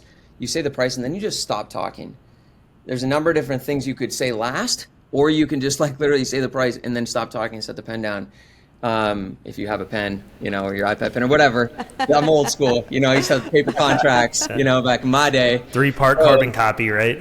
I had oh yeah, dude, I had tons of carbon copies. So anyways, all the work is done earlier in the sales process. If you want to be a really high closing person in this business, then most of the time it's not handling objections, it's not overcoming price objections, it's not overcoming issues at the end of the estimate. You mostly just get yeses. Because you've done everything throughout the process before you show the price. Because your price is not there to win the job. The job of your price is to run a healthy company. It's your sales process's job to earn the job. And so that's a trap a lot of painting contractors fall into, is I can only win the job when I lower the price. So I do lower the price, but then I've got myself a business that I can't really, I can't grow it because I don't have the margins to, I can't market it because I don't have the margins to. And I'm just not making enough money to really be building a business. I really own a job because I haven't given myself the margin, but it's really a sales issue that you need to go and focus on. And the issues are always earlier on in the sales process. Many pros might think that by lowering their price, they're going to be landing more jobs. But to your point, they might be in a tough situation because they're not making profit and they're not going to be having a successful business. So what additional advice are you able to give from that perspective, Eric, for them to stay strong and ensure that, that their price is their price? What you're talking about, a lot of contractors are stuck in, I call like the vicious cycle. It's where I lower my price to win the job, and because I lower my price, then I can't quite find good help because I can't pay enough, or I'm stuck doing the painting myself. And I don't have enough margin for marketing, so I don't have enough estimates. So when I go do estimates, I really need to land those estimates because I don't have many, and I'm desperate, so I lower my price to ensure I get those estimates. And I do great quality work, so I get referrals, but my referrals expect the same low prices. And so you're in this vicious cycle that you actually can't get out of. And the only way to get out of it is to actually start charging more money, because when you start charging more money, you might win fewer jobs, and that's okay because the extra money you're charging is all profit. And so you actually end up being more profitable with less work. And now you have a budget for marketing, so you can do more estimates. And when you can do more estimates, you're less desperate. And very quickly, the tides can turn where you're doing twice as many estimates. You're actually selling just as many, but at much higher margins. And now you can afford good people. You're not painting, and now you're actually getting into running a business. And so it's really just like, what's the cycle I'm going to be in? Am I going to be in this vicious cycle, or do I want to get in this like profitable cycle where I charge the right prices, find great people, market my business, and have an abundance of work? And the way that you go from here to here is you start, and this is for anyone who's stuck in that, the easiest way to start is that your next bid, when you bid $4,000, just move your price up to $4,400. That's it. And I bet you'll still win the job. And if you aren't going to win the job, you can always negotiate the $400 back down. But some of those jobs you're just still going to win, and then sock away that $400 and do that for a month or two. And now take that money, and now you've got a marketing budget. And you start to build confidence of charging more. There's also a number of things that you can do, and you can just find these like on my YouTube channel, on other people. I mean, there's no shortage of resources out there to start to find some of the really simple sales implementations to improve your sales process to command slightly higher prices. You don't need to go way higher overnight. You can inch your way there, but it makes a really big difference, and it can happen really quickly. I love that feedback. Thank you so much, Eric. I think, to your point, we want to help our pros be in that profitable cycle. This is really going to help them elevate their business. So thank you for that information. So I think it's one of the best practices that you shared, Chris, making sure that you're doing job costing in real time, right? I think that's really important. And another piece that I think it's super, super critical is that if you have quite a bit of crew leaders or people working within your team, that you meet with them often and have these conversations. Like, what would you say would be a good rule of thumb of how often, the business owner should be meeting with their team, specifically within job costing? Yeah, I mean, minimum once a month. I think, a lot of times weekly is ideal with your crew leads. even if it's, again, just a quick review from it, right? And if worst case scenario, if something misses the mark, it's a phone call. It's hey, I'm going to check in tomorrow about this. Again, keep it while it's fresh, right? Because 15 more jobs later and the crew lead's going to start forgetting details. So I think if something misses the mark, it's an immediate conversation. But I think worst case, once a month to review is a great spot. But again, you still need to have that real-time component to it. Again, once a week's ideal.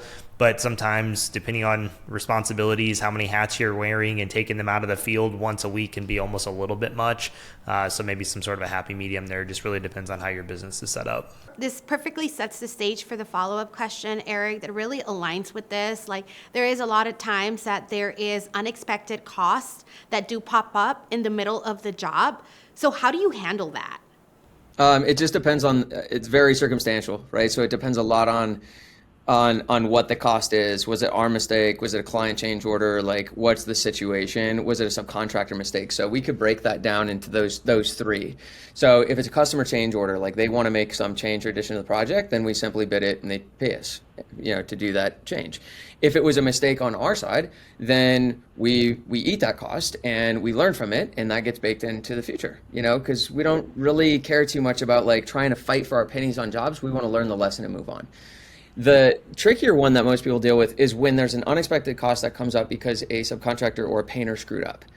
And so in those situations, our MO is to, if it's the first time we've run into this issue, then we like to eat the cost ourselves and say, hey, this was a mistake. It was on you, but we're going to cover it for you this first time, but in the future, this is the deal. And so what ends up happening is that's like how we ultimately like really strengthen our relationships with our team and our subcontractors, because it creates like a level of trust and appreciation and mutual respect that we're not just hammering them on it.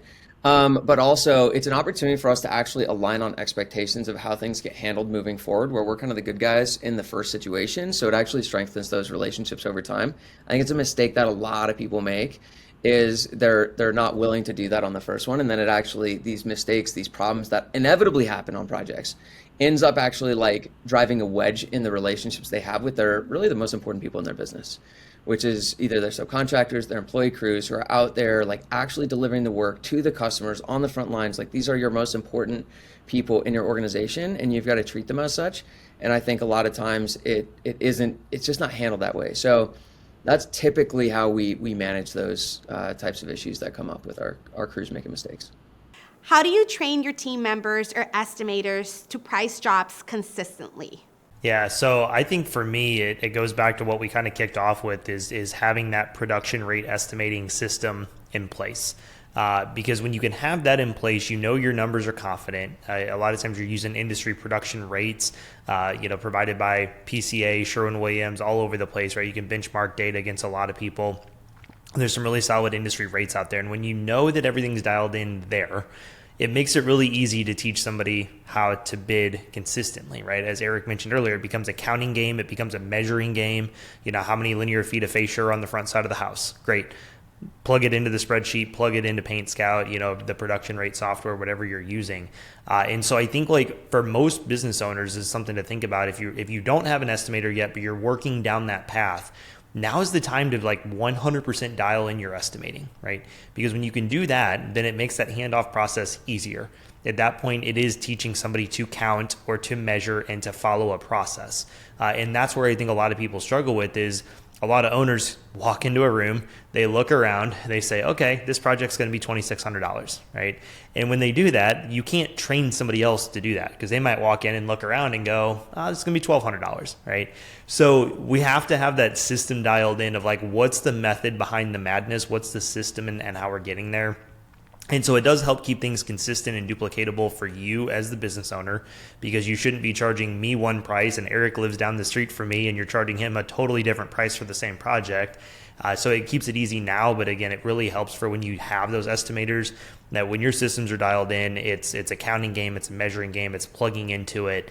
It becomes pretty much fail-proof outside of like some little variables that, is really hard to assign production rates to, such as peeling paint, certain things like that can be a little bit more arbitrary. Most of the paint application, it's pretty straightforward with things. I think that's perfect and spot on, Chris. As you mentioned, it's just all about having, processes and having a structure. If you have both of those two things, and then you will be successful. So any additional feedbacks or pointers when it comes to estimating or job costing? Can I make 2 points? Of course. All right, so these are just things that we kind of touched on, but I really want to drive them home because I know they're almost universally challenges that I see people have.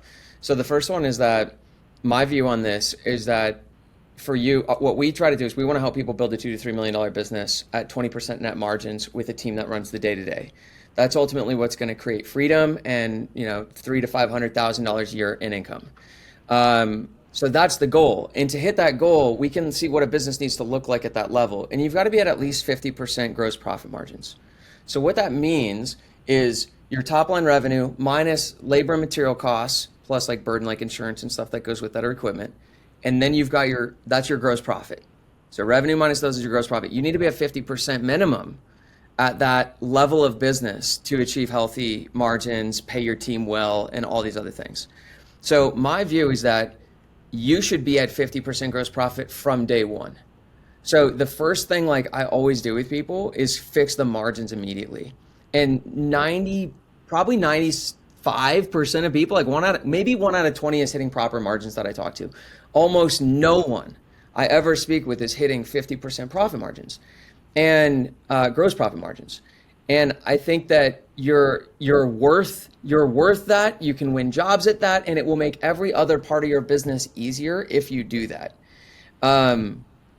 So that's the first thing that I just want to drill in for people is like, you can earn that. You're worth earning that. Start there. There's nothing else to do. It's the easiest win in the book. It makes everything else easier. Like, correct that immediately. And then the second thing, just to piggyback on Chris with training, is do not even think about hiring an estimator or salesperson if you don't have your estimating system in place. Like, it's just not going to work out. Don't do it. You're just totally wasting your time. And there are also a number of other benchmarks you ought to be hitting as the owner before hiring people. And so it's just something that I just want to presence as like estimating is there, but there's like a number of things that you really do want to get dialed as the business owner. And when you get these different things dialed in your business, you will have built a really healthy, really profitable business and the necessary foundation to scale. And there's a ton of resources out there that people can find, that can help determine what those benchmarks are and what that looks like. But that's probably the biggest mistake I've seen people make when trying to build their teams is they're doing it on top of a shaky foundation because they didn't get other things right in the foundation, estimating certainly being included in that list. That's great.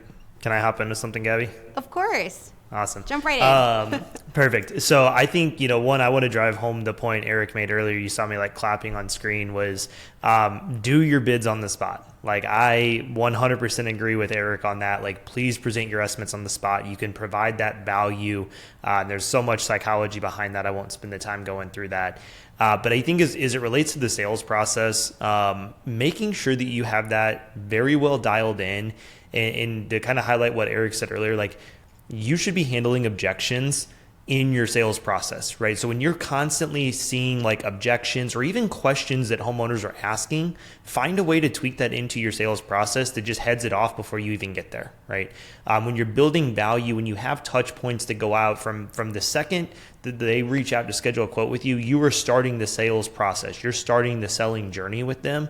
So find ways to wrap things into it that show that you are a professional company, that you communicate well, that they can trust you, that you're going to show up on time and follow through with what you said you're going to do. When you can communicate all that on the front end of the project, being the sales side of it, it builds confidence in you and your company that you're going to deliver that same experience on the back end of it, right? And I got to be able to back it up there as well. But make sure that when you're working on your sales process, you're implementing things, you're implementing touch points and follow-ups and resources that you can give them to educate. You're heading off some of those common objections you see to where, yeah, like Eric said, when you get to the bottom, here's the price. Stop, put the pin down, and let them see what they say. They're not going to have a whole lot to object on because you've already handled most of the objections that you're going to hear. You've handled them early on. Yep. Any additional comments from you, Luis? But I would say something that's worked for us really well. We started doing this about 4 months ago now, is we have our office manager send the job costing for every job in the morning. So around 6:30 a.m. before the guys go in, we know exactly where each job stands. And just like Eric said, we know if a job's going to go bad during the job. So this just helps us find that out a couple days sooner. But that's been huge for us because now we're able to see if a job's going to be really good, really bad, but like on a daily basis, and if we need to adjust anything for the next estimates. Because like I mentioned, we're still going through a production rate, so this is helping us fine tune those numbers. So before we even hire someone out, we're confident that every time that we bid, we're at the 50% margin. It's perfect. You're on it. These are really, really great pointers. I want to thank all of you for being here today and again, sharing your feedback with all of the pros that are tuning in. I also want to say to stay tuned because we are going to be transitioning to the live Q&A session here in a few minutes.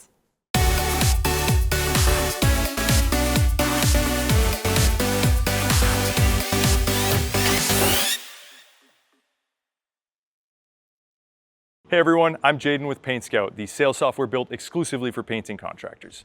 Running a painting business is hard work, but selling your work, that shouldn't be. With Paint Scout, you can create accurate estimates in minutes, presentations that win more jobs, and ensure you get paid on time every time.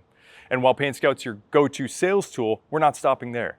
The Paint Scout CRM is here, allowing you to take more control of your business and ensure you never miss another opportunity. So head on over to paintscout.com today to book your free demo and get started. Wow, big thank you to Luis, Eric, and Chris, showing us that financial strength isn't just important, it's the key to successful projects. Thanks again for spending part of your day with us. We hope the session sparks some fresh ideas and useful takeaways.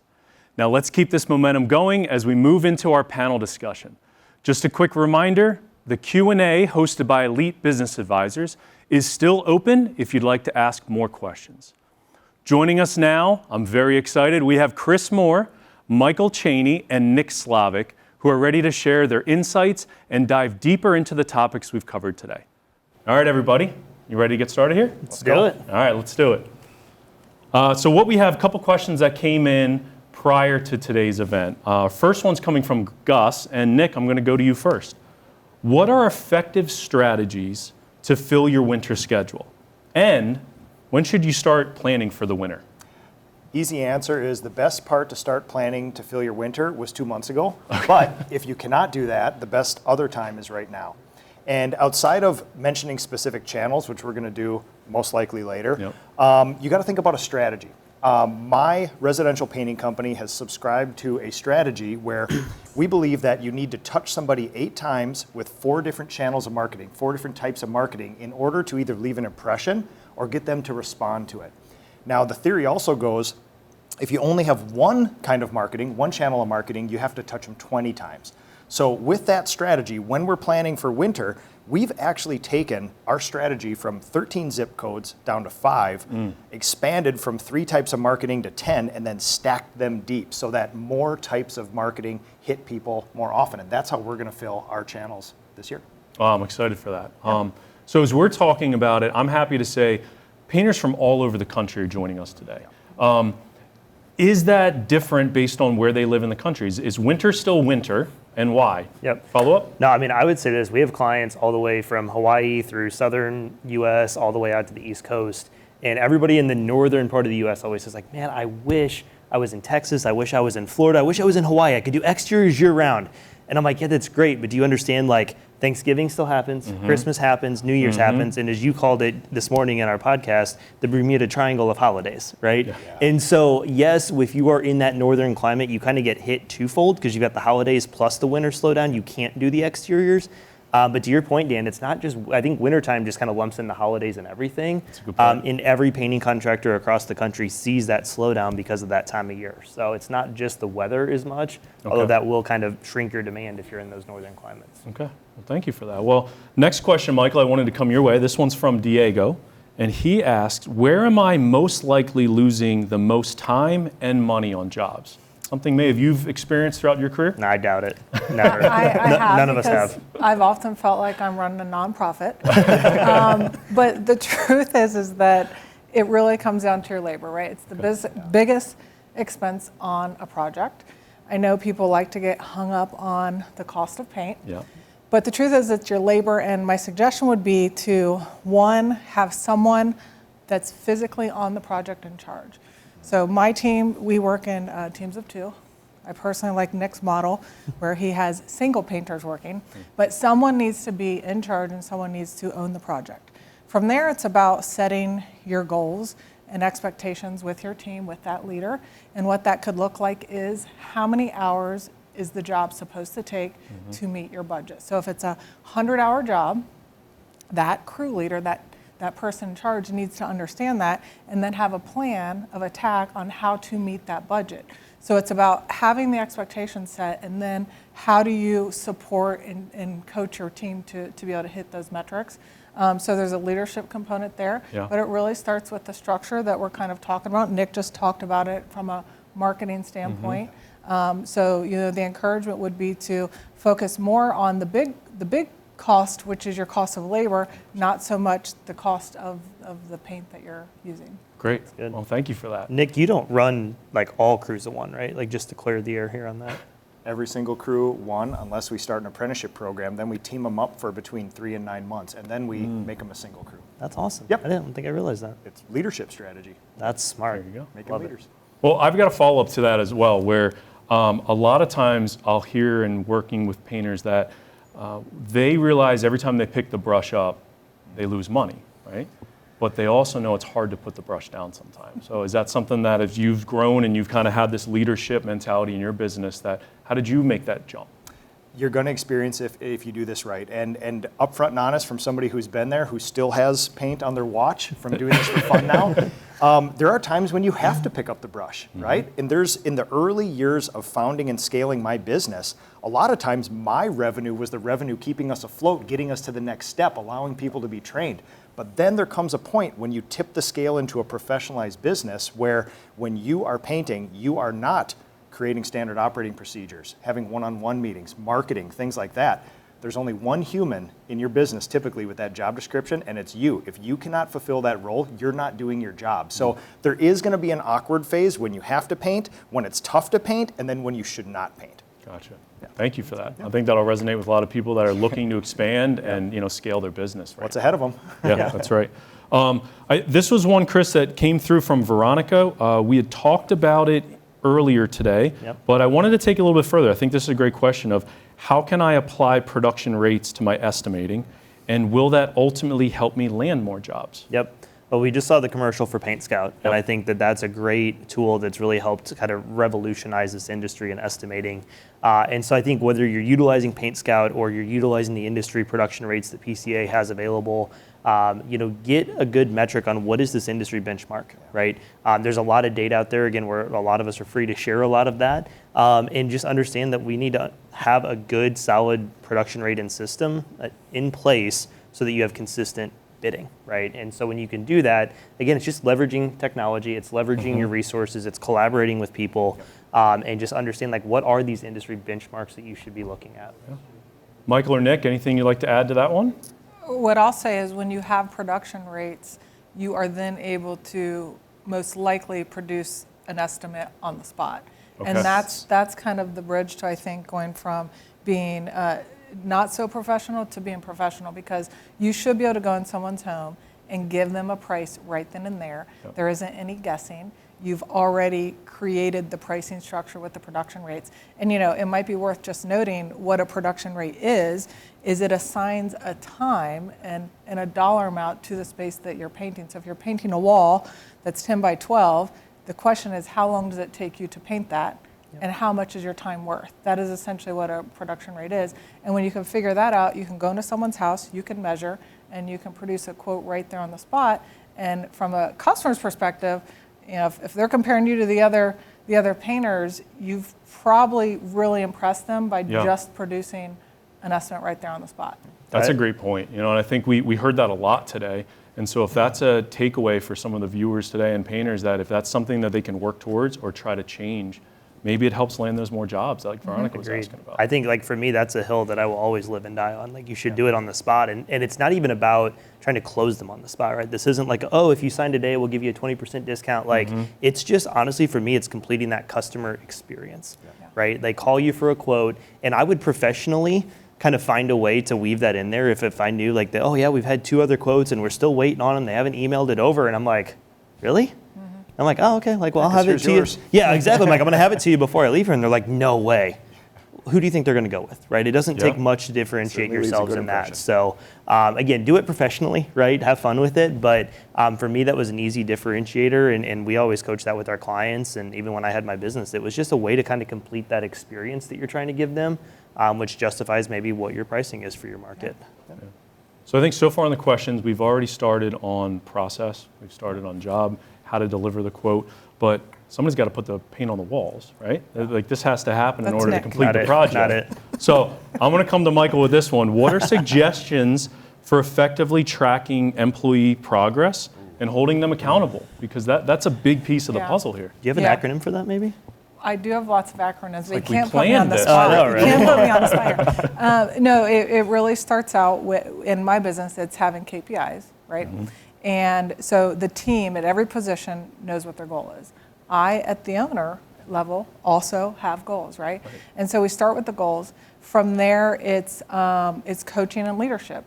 And we talked about this earlier on the Ask the Painter podcast. But it's about, from a coaching and leadership standpoint, it's okay, our job is to now help our team meet those goals. And that doesn't matter if you're a sales rep, if you're a painter, we coach and lead and teach, right? And then from there, if the person isn't able to achieve that, maybe it becomes a people problem instead of a process problem. But it's having the foundation, the structure, communicating that effectively to your team, and then holding them accountable. And holding them accountable could be, you know, for an example for a sales rep is if they're struggling, then we're going to shadow them. We're going to go on those visits with them. We're going to set up one-on-one call blitzes, which means they come in, partner with our sales manager. They're actually going to sit down and do the follow-ups together, right? So there's a coaching leadership piece there. And then, you know, there's a performance piece from our team member, and they really need to be focused, be driven, and shoot for the goal that we've put in front of them. And that also then becomes a core values match, because one of our values is to be goal-oriented and be able to progress within our system. And I have to imagine your employees appreciate that, because they know that there's expectations in front of them. They know what they are, that you're not just picking them every morning and changing what they're expected to do. And that has to make for a better workplace and better overall experience for them to want to stay in your organization. Well, I think most of us like structure, even though sometimes we fight against it, right? We're all when the alarm goes entrepreneurs. off at 5 a.m. and it's time to go to the gym, I might fight against it. But we like structure, and you're right. When someone knows what to expect, they can follow it. And then what I will say lastly is that I think the biggest compliment you can give someone is to have high expectations for them. Okay. Nick, anything you have for the progress and monitoring employee, encouraging employees for improvement? I've devoted my life to this for 2 decades, and you must, let me say this first, as a business owner, you must give them training, support, all that other stuff too, to help them hit their goals. But you can do something called setting the game board, which is crystal clear things that they can accomplish. They're the light switch test. It's either on or off. Painters can control 2 things in my company: their attendance and the job budget. So their compensation plans are only based on that. They do not order paint, so they are not compensated based on the paint usage. That would not be fair. I believe comp should be put on that. Also in our apprenticeship program, the first year, we want somebody, there's 3 little gates they gotta walk through. 3 months, you gotta paint the walls in a standard bedroom in 4 hours. 6 months, you gotta do a set of kitchen cabinets at or under budget. And 9 months, you gotta be able to do every single interior project, ceiling, wall trim, and cabinets to our standard and under budget. And those are the gates that which you walk through. And then after that, you start your own crew. So you either did it or you didn't. And it's not, well, I tried hard and I mean well. It's like, great, but there's attendance and budget and quality. Yep. It's wonderful. Next question is coming in from Kyle. Kyle asks, what are steps you take to ensure a fantastic customer experience start to finish? Ultimately, so that they end up raving about your business. And I know we spent a lot of time talking about that. That came through in a lot of our conversation, you, me, and Brian, earlier in the session. So, Nick, I'm going to go back to you. Like, what do you do to get that fantastic customer experience? So, one thing that I got challenged on years ago, I thought, well, we're the best painters on earth. We're going to give them the best finish. And we might, and the client might want that. But what's interesting is that the challenge was, your clients probably expect that from a professional painter. So that's the starting line. When they get 3 estimates, they're assuming that they're going to get a finish better than that they can do. So the way that we found, and this is tough for me as a master craftsperson, that we found out that there's 4 things that our clients want above a quality of a paint job. It's help with color, it's moving furniture, cleaning up after ourselves, and then high velocity communication. And I would love to leverage my coating science knowledge, the molecular science of oil primer, but guess what? Clients want those 4 things. They assume they're going to get a good paint job. That's how we get raving fans. Yep. Anything you coach and talk about and like what that customer experience can lead to? Yeah, so I think a big thing is making sure that from the second they reach out to you all the way through when you show up for the estimate and even a follow-up, it's very professional and you're building the value the entire time. Because again, a lot of people are like, well, how do we charge more money, right? If we need to raise our prices in our market or to be more profitable, how do we do that? And I always say you can't charge $70 an hour with the $40 an hour sales experience, right? And so for me, I look at it as what is all the touch points or what are the opportunities for additional touch points in that journey, right? From the time they reach out to you and you schedule the estimate 3 or 4 days later, which is totally appropriate, is there some way that we can have some sort of a touch point go out to start building the value of what you're bringing to them? As Nick said, right? You want to build confidence in them, right? People want to do business with who they know, like, and trust, and you're selling yourself. So especially if you have estimators on your team, I think having these like kind of sales aids or these touch points really helps because it takes the emphasis off of the estimator themselves or even you as the owner if it's not your strong suit. So I think, again, just look at what does that journey look like, map it out step by step and figure out what are some touch points we can insert, some leave behinds, just different things we can do to build that value on why they should pick us. And again, sometimes in some markets, it doesn't take much to differentiate yourself. So 1 or 2 little things here and there will be night and day difference compared to the experience they have with the other people. Michael, you shared with me some of these care packages and paint cans that you do as a company. I mean, do you want to share that with the audience? And Sure, this is well, I kind of put you on the spot now. So. Yeah, you did. Thanks, Dan. We're just crushing her over here. No, I mean, I think that what we try to do is bring kind of like this fun element and almost like this surprise element at the end of the project. So one of the things our sales reps do is they try to find something on every sales call they go to. They got to find a fun fact about the customer, right? Love it. Favorite sports team? Did they get a new puppy? Are they expecting a baby? And our gift at the end that we are going to give with a thank you card caters to whatever that is. If it's a new puppy, they're going to get a cookie can. We call it a cookie can still, but it's going to have puppy toys in there. And so it's just kind of this fun little element that says, hey, we were paying attention along the way. Maybe it's their favorite bottle of wine, but that is what we do to just kind of let our customers know that we're thinking about them. Yeah, and we see you more than just a paint job, right? We see that, and hopefully these wonderful customer experiences lead to referrals and repeat jobs. And that's our next question that came in here for how important are referrals? And how can I go about generating repeat business? So I think number one, it all starts at the end of the job, as Michael said. There's 2 books out there. You mentioned Raving Fans. There's another one called Talk Triggers. And there's a lot of ways we can apply that into our painting company. And it's like, what are the things we can do to get people talking about us or that make us memorable in that case, right? They're going to go to work the next day and they're going to be like, man, we had this amazing experience with no drip. Oh, and at the end of it, they left us a can with dog toys in it for our new puppy. Like, it's the little things. So I think it all starts in those situations and those interactions. And then I think it can go a step further, right? Like, we recommend doing a value add email campaign to your previous database once a month. Right, and I say value add, 80 to 90% value add to them as a homeowner or them as a citizen in your area, right? We always do one in like early November. We recommend doing it. It's like, here's the top 7 things to do with your friends and family this Christmas season. Just like a nice consolidated list. It's a reference point, but it's furthering that relationship, right? So little things like that. One thing we did when I had my painting company was we tried to always book a job from a job.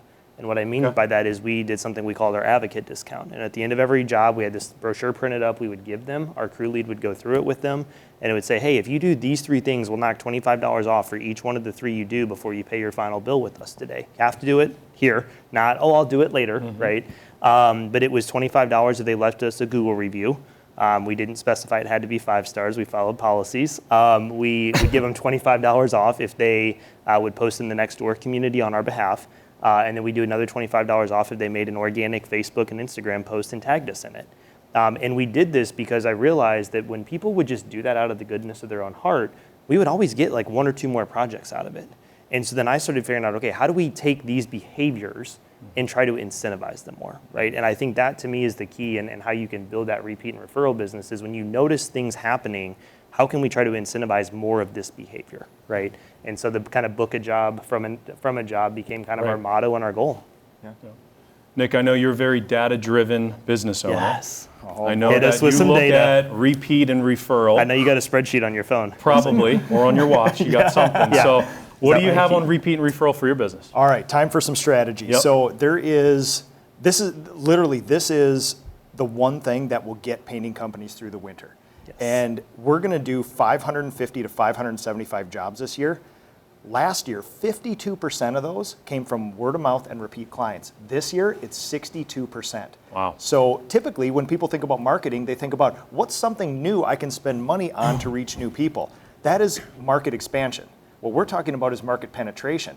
You have your greatest customer group already on a spreadsheet somewhere in your business. Yep. These are people that know you. The proclivity of getting an estimate from them is higher. The proclivity of getting a sale, there's already built-in trust. We take this so seriously that we pivot a lot of money into effort. My team makes 240 personal phone calls a week to our list of previous clients. We thank them for their trust. We see if there's a job we can estimate. We thank them for their trust, and that's it. And then we mow through those things every single week. And it's an appreciation effort, but also it's one of the best marketing efforts we do. You make 100 phone calls, here comes the data. You make 100 phone calls, you can typically line up 5 estimates. That's a 5% success ratio, better than any form of paid marketing that we do. Yeah. But you're also staying top of mind, right? And you're with that person, and then maybe it's not today, but 3 weeks, 4 weeks, a month, like maybe they're thinking about you again and they're calling back. 8 touches, 4 channels. That's it. Phone call and the email you follow up, that's 2 or 4 right there. Yep. So. Well, and I think too, I mean, when you take, the reason why I like doing that kind of monthly drip to them and doing things like what Nick's talking about is because when you have the relationship and you do the things like that, you know, as you leave, like that heightened experience dwindles, right? But doing these little things to keep in touch is that reactivation to keep you even just top of mind with them, right? So while they may not need something at their house, they might then remember, man, I remember that company left us dog toys 2 years ago when we had our little puppy, right? And then they like go to work and someone's like, hey, do you know painting? Like, oh yeah, call no drip, right? Whereas if that call didn't happen, or there wasn't the follow-ups, they might be like, we probably have that in my email somewhere, you know, or you didn't do something cool. Exactly, right? So it's the little things you may not see that result right away, but there's a lot of intangibles you can't measure. Great, thank you for that. Here's one coming in from Brianna. What tools or strategies improve office to field communication? So we've been talking about how to communicate with the customers. How do you communicate with your teams? And really that communication to help keep jobs, proposals, and materials organized. So out to any one of you. I don't know who wants to jump in first, but how do you communicate? I feel like you just oh man, that was fast. Both of them point at you. We didn't even rehearse this presentation question at your retreat. Yeah, that's why it's a no-brainer. I'll talk about actual like tools from a tech stack standpoint. Love it. So the first is have an estimating system. We've seen Paint Scout, that is what we use, and it easily turns an estimate into a work order, so that's a piece of the puzzle. And then for our communication, we use Slack, and you know, I will say that you can get really far on the free version of Slack, and so sometimes you don't even have to pay for these things, but that streamlines our communication. It allows us to organize projects, communicate with our team. It's where we get all of our updates. I talked earlier about how we set up our project and monitor that cost of labor.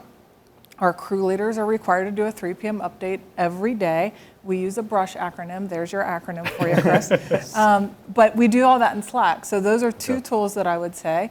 And Nick, I'm sure you've got some good tools here.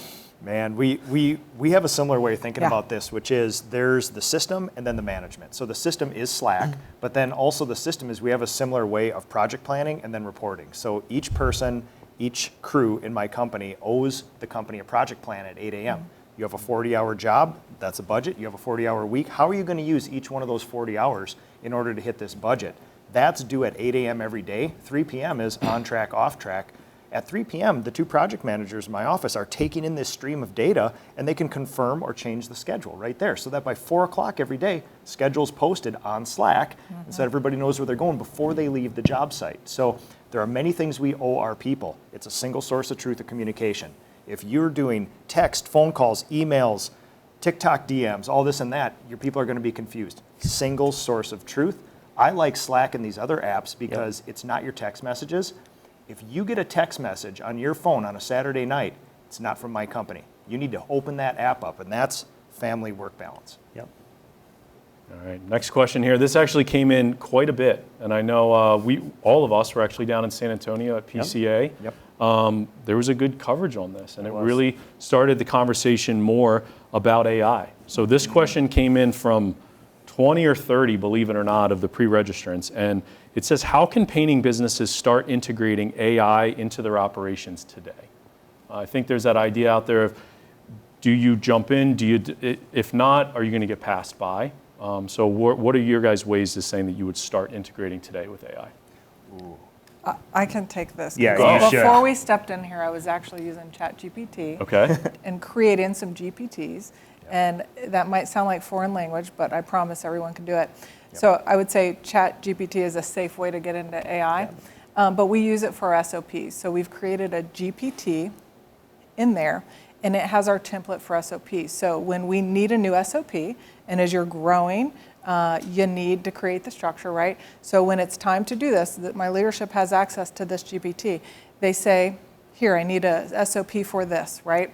We give it some instruction. We set it up to be successful, but the GPT understands our brain, our brand and our brain, the language that we use, the structure of what we want our SOP to look like. So it's a template that we can upload our information in, and then ChatGPT will create this SOP for us. And it takes out a lot of the time. It takes the brain power. You don't have to spend as much time as creating the structure, and that's one way that we're using it. And we have several ways that we use that exact same thing when it comes to social media and things like that. So an entryway to get into AI, I think, is ChatGPT. Okay. And Michael, is that your curiosity, or how did you even start? Right. So what I think a lot of people are like, what's that starting point? Was it you on the couch, or did you seek some advice elsewhere? I was probably on the couch. Okay. Seeking advice on the couch. Seeking advice on the couch from ChatGPT. Yeah. No, I think, so when people say that AI is going to be a big thing, I listen to the experts and I believe it. So, over the last couple months, I've tried to learn as much as I can. That might be while I'm walking, I'm listening to a podcast. Okay. But I started with ChatGPT and I'm learning more and more. Right? And so I think it's just, there's an investment that I'm making, one, because it's interesting to me, but two, I believe that my business is going to have to adapt. Also, the tools like ChatGPT, I swear I do not own shares or anything, but it makes the job of my team easier. Okay. So there's an efficiency piece that it's immediately giving us. And so I think to be a responsible business owner, I have to learn a portion of this. Yep. Can I jump in with something? Please. So I think I'll simplify it a little bit. If building a GPT just scared half the people on here, that's okay. What I would say is just understand how you can really be leveraging AI in your business, specifically ChatGPT, but understanding how to actually use the prompts. That's been a big thing that I think a lot of people don't understand. And it's simple, right? The first thing is act as blank, right? So if I'm wanting to figure out 15 different social media reel ideas to post organically in my business, I might say act as a social media expert, right? And then I'm going to prompt it with, use our website or use our Instagram profile to, get the feel for the language and the brand of who we are, and come up and create 15 different real ideas that highlight our quality work, our craftsmanship, our fun culture, in a cool place that, people may want to work, right? Yeah. And then, export the results in this form. And then it will follow that, right? Mm-hmm. And so I think when you understand, act as this, do this, format it as this, that helps it understand. And again, when you can leverage your website or something in there as well, it will search through that and model the language to your brand. So I think even just that, if GPTs is too much to even think about, just understand how to prompt it and think of the things like that you can use it for in your business. Yeah. All right, I'm going to ask one more question. We're getting close on time here. So this is for all of you. What advice do you have for painting businesses looking to scale right now? You haven't talked most recent. So. Get a therapist? It's a performance coach. So there's, in scaling, number one, you got to think about, there's this natural impetus for most entrepreneurs to just want to grow. But again, before that, just like with marketing, instead of just picking a form of marketing, going out there and hoping for the best, Instead of just saying, I'm just going to grow, you got to attach it to some other purpose outside of the painting business. You got to figure out, am I the type of person to grow this thing? Should I be growing it? And for what purpose? So one thing that I got challenged on, again, years ago was I used to say that my purpose in life was to be a master craftsman and run this paint business. And somebody had challenged me to say, well, that may not be your overall purpose. It may be a vehicle for you to achieve your purpose. And it really took me a long time, because that's my identity. For decades, I was wrapped up in this. Right. And I speak for just about our entire industry, where we get a lot of fulfillment and identity and self-worth from this thing. But we have to understand that there's typically something more important, penultimate, outside of a painting company, and you have to be so honest with yourself. Take a disc profile, ask your friends, get a coach, get a therapist, performance coach. Yeah. And you got to actually figure out, am I the person to do this? And in growing my own business, I realized that there's a very tough middle part. Founding and scaling, no problem. I'm set up very well. So are you guys. You get to this middle part where you have to professionalize, and you need like a button-up shirt and office hours and one-on-one meetings. That's called management. I am not the person I would hire for that. But as a leader and as a craftsperson, I'm good. The middle part, management, I'm not good at. I know that about myself, and now I have to work extra hard to do that, or find somebody that can. So knowing yourself, attaching it to a purpose. If you do not attach yourself to a higher purpose outside of this company, you're not going to make it through those hard times. Those times where you're losing money, a client's angry, somebody quits. You're going to need some bigger purpose that's a shining light through that. Great. Thank you for that. Well, I know we're just about out of time, so I wanted to come through one more time. Last advice, something to leave the fans and the viewers and painters that came just today. One, right? Just one. You got to wrap up. I'll just say this. I'll keep it quick. I think education is great, but without implementation, it's useless, right? Everybody that's been on here this whole time, you guys are the troopers. 2 hours in, understand like what it takes to actually take this information and apply it into your business, right? And make sure that you're scheduling time to do so. We're heading into historically the slower part of the year, as we talked about. This is a great time to be working on your business, right? So have a plan, have it blocked in your calendar, understand the things you need to work on that you're taking away from today, and then have a plan in place on how we're going to actually go through and implement that in your business leaving here. Great. Michael. Yeah, I'm actually going to go back to the growing and scaling idea, because I think it's important to say that you can be a single owner operator, and growing and scaling could mean just increasing your profit. It could mean tightening up the way you do your estimates with production rates so that your profit is growing, right? That you're becoming more efficient within the business itself. So it doesn't necessarily mean that you have to have a multi-million-dollar business or more. It could just mean that you're honed in on what your purpose. If you're trying to have a lifestyle business, you're creating that, but let's figure out how to put more money in your pocket. And there could be just some small tweaks, and that is also demonstrating growth. I love that. It's a great way of looking at it. Yeah. Nick, final thought. Okay. Use the resources that are available to you. Sherwin-Williams and the PCA, the Painting Contractors Association, a 140-year-old nonprofit that serves this industry to build better businesses. We've combined for world-class business training. That's the low-hanging fruit. That's access to information. Get some friends, talk to your local Sherwin-Williams rep, meet some PCA members, and get a performance coach. All right, well, I want to thank you guys for that. And on behalf of Sherwin-Williams, we're so grateful for your partnership. Appreciate all of your time you took away from your business to be with us today, and wish you all the success. Thanks so much.